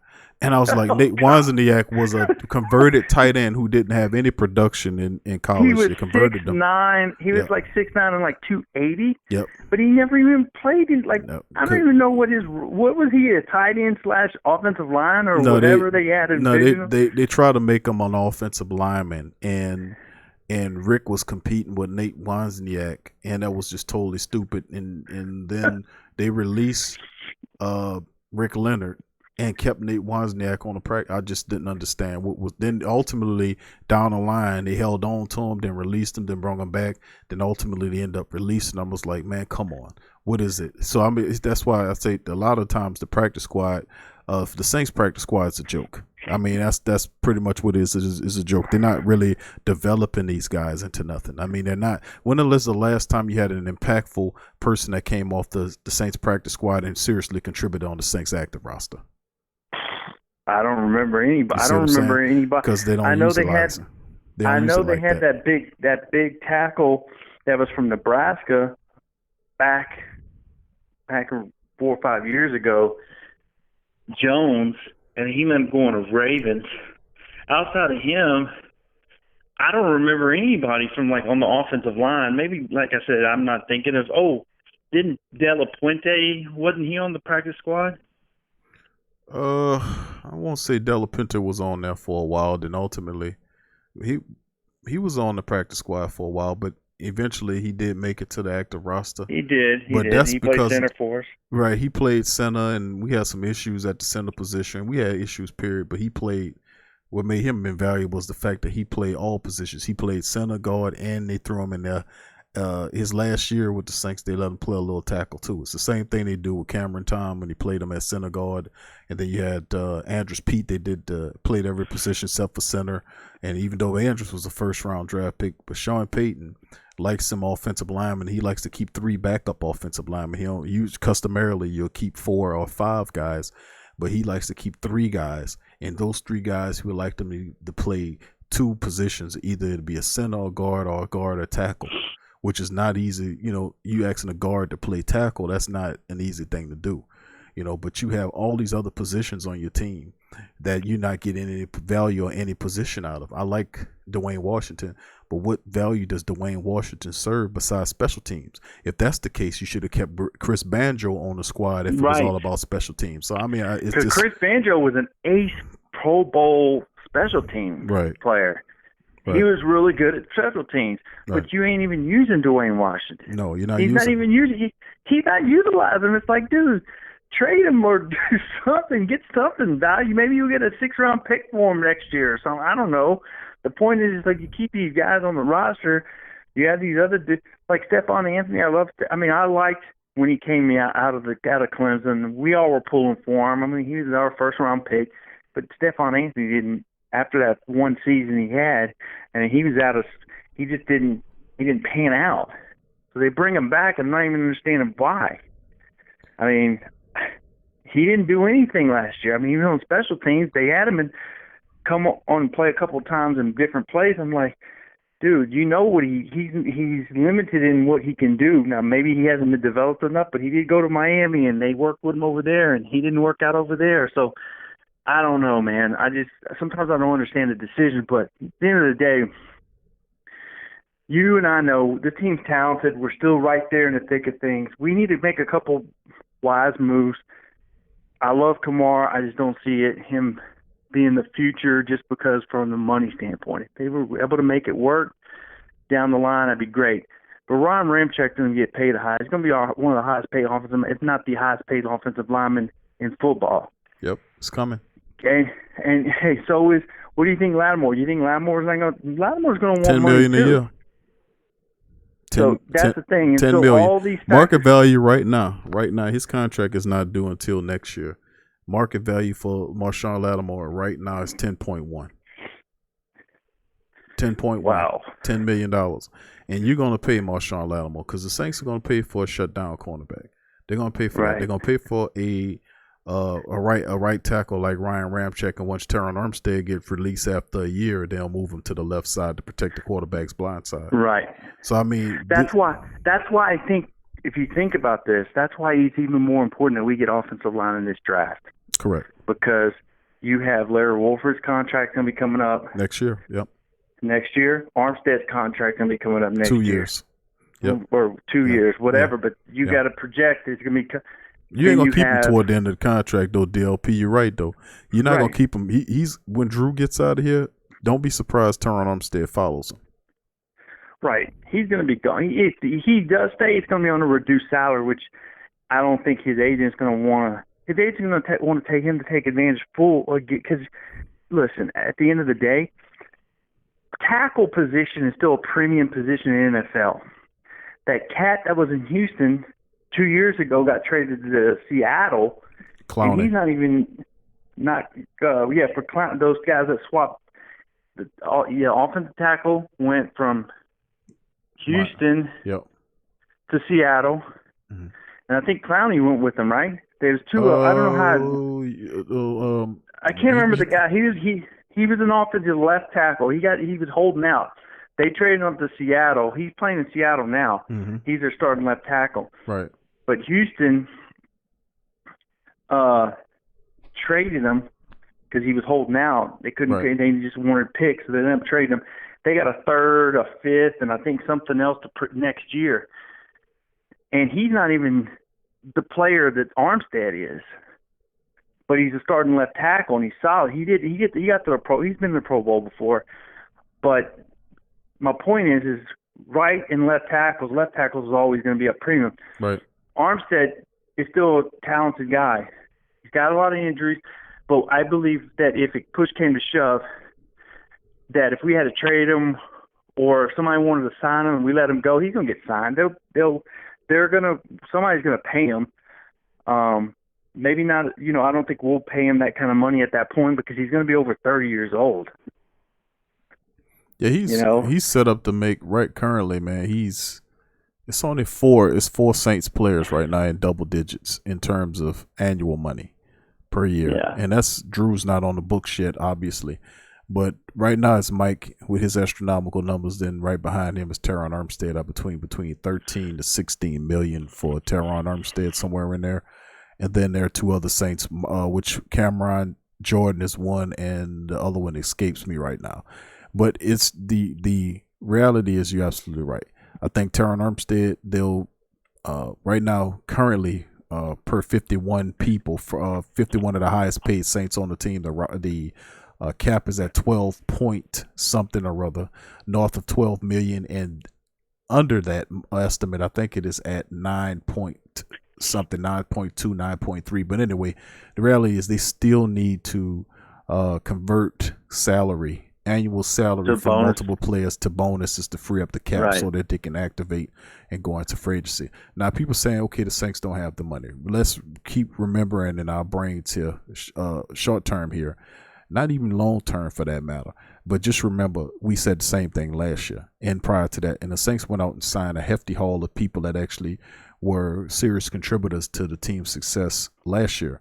And I showed this the last special and showed people how they signed Nick Eason, they signed Latavius Murray, they signed Marcus Shrells, who just cost $1 million, but still in all was a part of the deal. They signed Malcolm Brown, they signed several players that help, and then people in the second levels of free agency, guys like Big Sylvester Williams, they signed Cleavon Webster, they brought him in here. They signed Rashard Matthews, the wide receiver slot man who used to play for Tennessee. They brought him in here. So they signed several key veteran free agents and brought them onto the team. And then during the third layer of free agency, they were ultimately able to sign Jared Cook to a 2-year deal worth $16 million. So which basically breaks down at $7 to $8 million per year, where did that money come from? If you didn't have money last year. It's the same scenario this year. So what the Saints are going to do is they're going to continue to free up money by converting what we just said into taking off the annual money into cap so that they can free up at least probably anywhere between $15 to $25 million so they can operate and do what they need to do. That means sign draft picks. And the thing is, the name of the day, obviously, we know this is a rich draft skill position wise. Jeff Ireland recognizes it as such. The Saints recognizes it as such. It's talent all over the place. They can get the future back, the quarterback they need. They just need draft capital. Now, we do realize that if the Saints lose more free agents than they signed, and that works that compulsory compensatory formula then kicks in, but you'll get probably 7-round draft picks or 6-round one, or however it works. But the thing is, if you want top level picks, and I wanted 5 picks in the first 100, that was my philosophy. The only way to do that is you have to get proactive and either do one or two things. You're going to have to move back in the draft to accrue picks that way, or both. You will have to then take players that are quality players who you have no intentions of signing in the future and move them, i.e. Elvin Kamara, i.e. Taysom Hill, guys like that, 4 picks to build toward the future that can actually impact the team today. So if you get a guy like Justin Jefferson, or a guy like Grant Delpit, or a guy like Pat Queen, or a guy like Clyde Edwards-Helaire, guys like that, if you can acquire these guys, you can basically use these guys like Sean Payton use Chauncey Gardner-Johnson. He put them in the slot. He put them at safety. He utilized them any way, shape, form, fashion that he possibly could. And you have guys that talented this year that can help the Saints stay dangerous. But at the same time, like you watching guys, they talk about Jamie Collins and all these those type of deals are going to get done. Not at the rate that we talked about with the $8.8 million, which is his market value.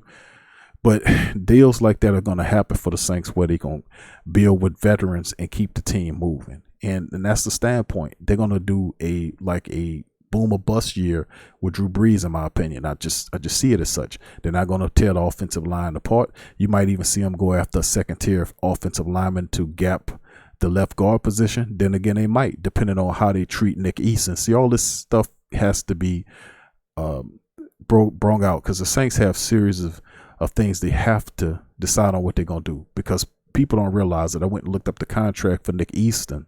Nick Easton's deal is actually a 1-year deal with an option for 4 years. With a team option. Right. And it's a team option with multiple years. So if they like how he played this year, then they can accept his option for 2 or 3 years, 3 more deals on it at like $4 or $5 million a year, which is pretty cheap for a starting level offensive lineman.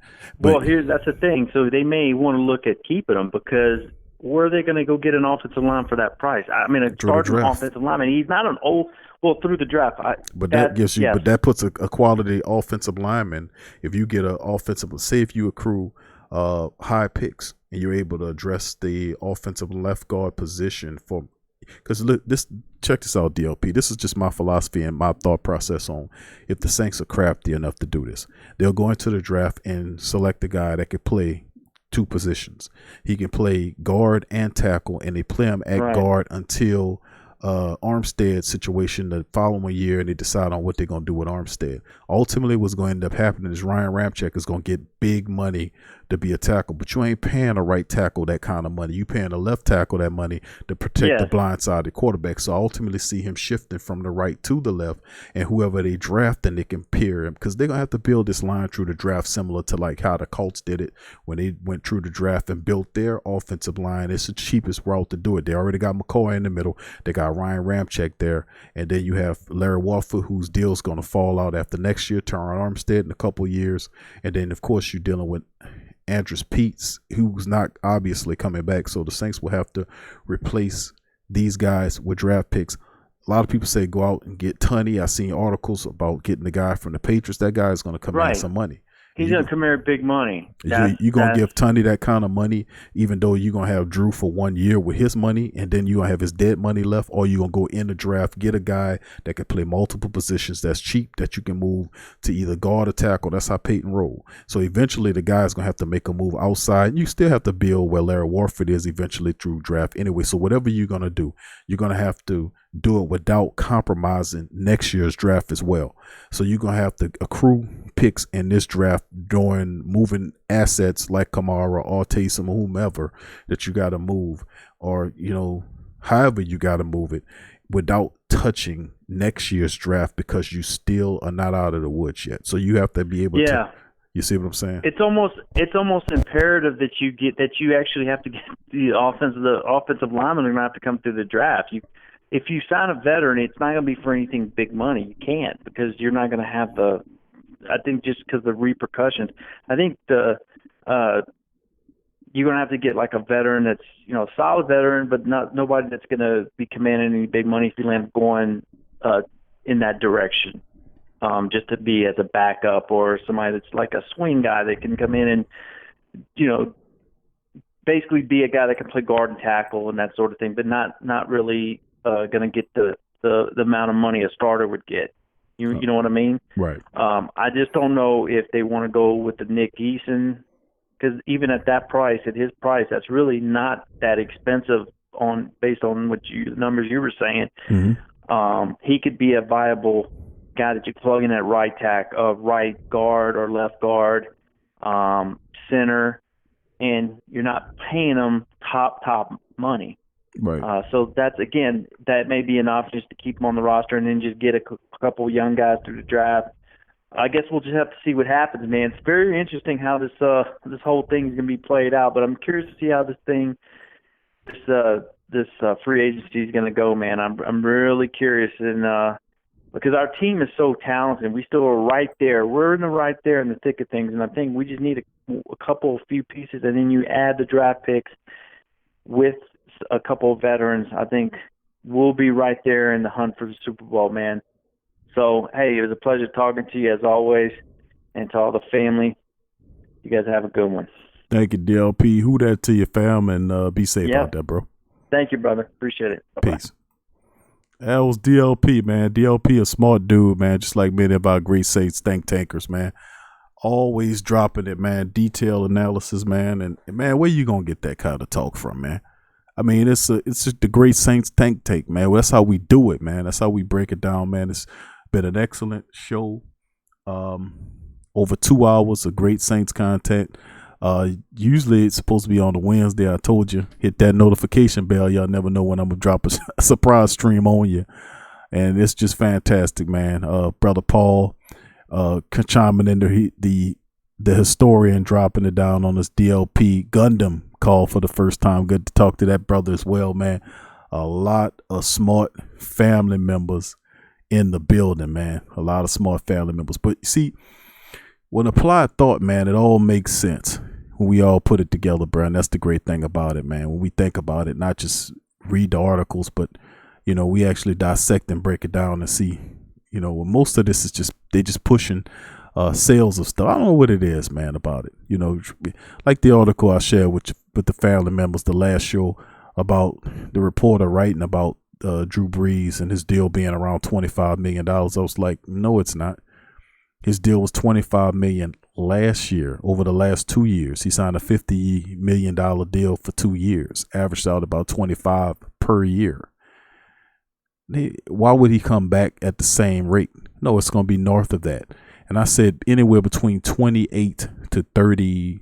I would say anywhere between 28 and 32 million. I would even go as saying 34 million. 28 to 34 million was probably what it's going to end up being. But we also know that I've said this before, that he's not serious about Taysom being a quarterback. I think ultimately he's going to end up letting him sign away on the tender. Somebody's going to utilize Taysom Hill, and the only thing it'll take somebody with a promise that he can actually compete for the starting quarterback job. That's all he wants. But Teddy Bridgewater is younger than Taysom Hill. How many people knew that? I mean, how many people knew that? That Teddy is 28 and Taysom is 30 years old. And you're talking franchise quarterbacks. To be a franchise quarterback, how many franchise quarterbacks have you ever known? It's just, I'm not going to get into the Taysom stuff. It just doesn't make any sense. That's why I have to question it like I do. But anyway, the reality at the end of the day, man, is that these are some great topics that we talked about on today's show. And a quick synopsis for the family members just joining in the live stream. Who that to your Ice Cream Man? I see your family. Ice Cream Man 504 in the building. Big ups to your family. I see you. Let me see who else in the building that just kind of jumped on there late. What up, Troy? I see you, Troy. Troy Thompson in the building. and the rest of the family members chiming in as well. Who else I'm missing here? I think I got everybody. Peanut, Superstar Louisiana boy. Who that to you? I see your family. He says, what was your comment? Okay, yeah. Okay, say what up, Big Q? What up to you too, fam? But it's been a fantastic show, man. Just to recap with the family members, man, just to let you know. Thank you, Donovan, for your donation as well, family. Thank you for that, bro. Appreciate you for doing that. Recap and synopsis. We talked about the Saints adding a new defensive assistant to replace Lee Torrance on the staff. Robertson, he's now with the team or is expected to sign with the team. Of course, the rumors circulating around Jamie Collins, who worked for $1 million with the Patriots, but prior to that year with the Browns, he was over $10 million a season. His market value is 8.8 right now. Who knows if he'll do that? He definitely not going to be a Saint for 8.8 million a season. Probably half of that is what they're willing to pay him. Will be the most he'll make on the open market to pay for a contender, which would work. Of course, Cam Jordan playing with an injury through the last 5 games of the season into the playoffs, which would explain why he wasn't that effective. Both him and Mike Thomas. Mike with a broken hand, and Cam, of course, with a tendon with the muscle torn off the bone. Absolutely insane. And of course, the Saints did speak with Grant Delpit, and we did show a list of all the current prospects the Saints have spoken to. One quarterback on the list, and that was Shea Patterson from Michigan. Sean Payton, get your head out, you know what, and go and talk to Jalen Hurts and call them dudes. But talking to Grant Delpit lets me know at least he knows that he has issues at the safety position, because you're not going to talk to somebody that you don't feel like you don't need. You know how valuable their time is now with them changing to that new situation. So whoever they talk to, what that does is these rules, let me tell you, family, what these rules do with them changing how they were able to speak to these prospects and kind of cutting their time down. What it does is it makes their time more important. So whoever they're talking to is the position that they really want to address. So if you see, I've seen a lot of wide receivers on there. I've seen a lot of defensive linemen on there. I see a lot of offensive linemen on there. A couple of running backs. Zach Moss was on there. And one quarterback, which was Shea Patterson. So if that's any indication where the Saints are looking at going in the draft, or at least where their needs are, as opposed to what the media is telling you. So they definitely acquiesce into the wide receiver needs. They see them like we see them, that they're a weakness among others. So let that clear away a lot of the smoke and stuff too. So that's at least a positive part at first of the rule changes dealing with the combine. Anyway, we talked about all that. We talked about the scouting combine as well, and covered all those stories on this edition of TSC Live number 90 for the midweek show. So I like to stop it right there and thank all the family members for calling. Historian Paul for calling as well. Gundam reaching out from Virginia.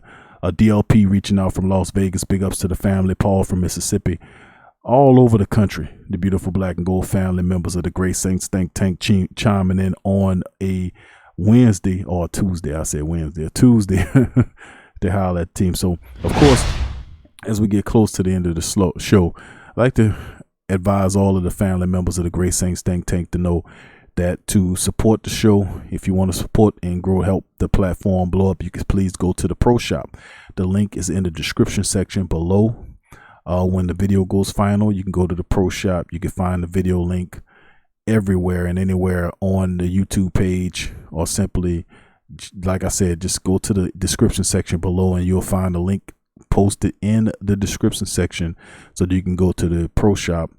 And over 30 different styles of shirts, whether t-shirts, sweaters, smartphone cover cases, coffee mugs, towels, pictures, all kind of stuff, all available. I mean, literally hundreds of products available on the Pro Shop, and all proceeds go to help the platform grow even further. Also, just to let the family members know as well, is that if you want to listen to the show on the go, you can feel free to go to our audio stream, which is Spreaker.com. That's Spreaker, Spreaker.com/thesportscoma. Spreaker.com/thesportscoma to listen to our audio streams. And on the PRO Media Network, it's the Sports Coma, the Pelican Postgame Report, Ring Kings Boxing, and Tough Tiger Talk. Several podcasts going back to show, I mean, literally hundreds of episodes of podcasts from the Sports Coma, Pelican Post Game Report, Ring Kings Boxing, and Tough Tiger Talk are available on our audio streams. And also remember that we are everywhere where there are live streams, including our podcasts, iHeartRadio. We're on iHeart, Spotify, Apple Podcasts, Castbox, Deezer. We're everywhere that podcasts are, just to let the family members know. So feel free to join up as well. And then finally, you can become a member or a patron of the show. We call it. You can join us on patreon.com and become a patron of the show, like many other great family members have done over this span of years. By donating $1 or $5 or $10 or $20 to the platform per month, you can help the platform grow even stronger, so we continue to do a lot of these great shows as well. And coming soon, we'll be doing a marathon show. It might be toward the end of March or early April. We'll let you know. A marathon show where your boy Q will be on the air for, I think it'll be 10 or 12 hours or something like that. But it'll be a marathon show in helping to add more subscribers to the platforms, to grow the channel and all the kind of stuff like that. So I'll let y'all know about the marathon show coming. I know we did 7 hours before, 5 or 6 hours. That's nothing to us to talk Saints with your boy. But remember, that marathon show is coming soon. So it might be late April, late March or early April. Within that time frame, I will let you guys know about the show. But to become a patron of the show, if you want more information, go to patreon.com/the PRO Media Network. That's patreon.com/the PRO Media Network for more intel. Also, I just like I said, I'd like to thank all the beautiful Black and Gold family members for joining us today on the Sports Coma, man. Thank y'all. Appreciate y'all, man, for all the love, all of the well wishing. Thank all the beautiful Saints family members, man. Y'all terrific. Y'all awesome.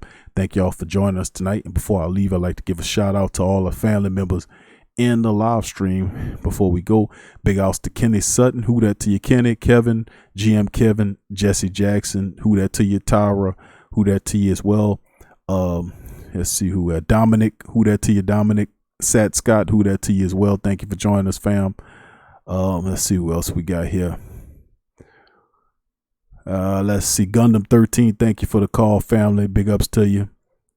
Let's see who else we got. Paul. Big ups to you, Paul. Scoob. Big ups to Paul and Scoob. Carlito. Big ups to you, Carlito. Let's see who else we got here. Yeah, let's see. I think I yelled out Tyra. Greg CTC. Ramsey Walls. Who that to both of you. Troy Thompson. Who that to you, fam. Thank you. Donovan Grayson. Big ups and thank you for your donation. Donovan, who that to you. Let's see who else we got, fam. I think that's everybody. Hemisphere. Who that to you, Hemisphere. Good to see you in the chat, Hemisphere. Been a while, man. Let's see who else we got. Thank you, Lori, for joining us. Superstar Louisiana Boys. Big ups to you, fam. Damon Horton. Thank you, Damon, for joining us, fam. Peanut. Nola 504 Chief. Big ups to you, fam. Subscribe if you're not a subscriber, fam. Thank you for joining us on the live stream tonight. Lori Hackler. Big up to you, Lori. Good to see you in the chat, fam. Let's see who else. And I think that's everybody. My chat scrolls so far, so if I missed your name, Tremal, good to see you, Tremal. Big ups to you, Tremal. I see you, fam. Ice Cream Man 504 boy as well. And let's see. Tremal says we need to Breeze and Peyton to get their mind right in order to win the Super Bowl. Thank you, fam. Breeze don't deserve more than 25 mil. Thank you for that. Thank you, family. All the great family members. Thank y'all for joining us, man. I appreciate y'all on another fantastic show. And like I said, as usual, I'll let y'all know more information about that marathon show. But feel free to like and share the show if y'all are part of any Facebook groups with the Saints Facebook groups. Feel free to take the link and share it on your social media. That helps out exponentially as well. It helps grow the platform and helps out in a terrific way. So I like to thank all the beautiful Black Gold family member for joining us today. Who that to all of y'all, man. Thank y'all. Love y'all. Peace. And I'm out. Yeah. Well, all right. Like you always say, welcome, welcome, welcome. Number one sports talking D. We ain't like the Falcons, we won't blow the lead. Look, all we talk is who that, who got cut and who back. Rookies and the vets, players you should look at. It's the sports coma, you don't wanna miss it.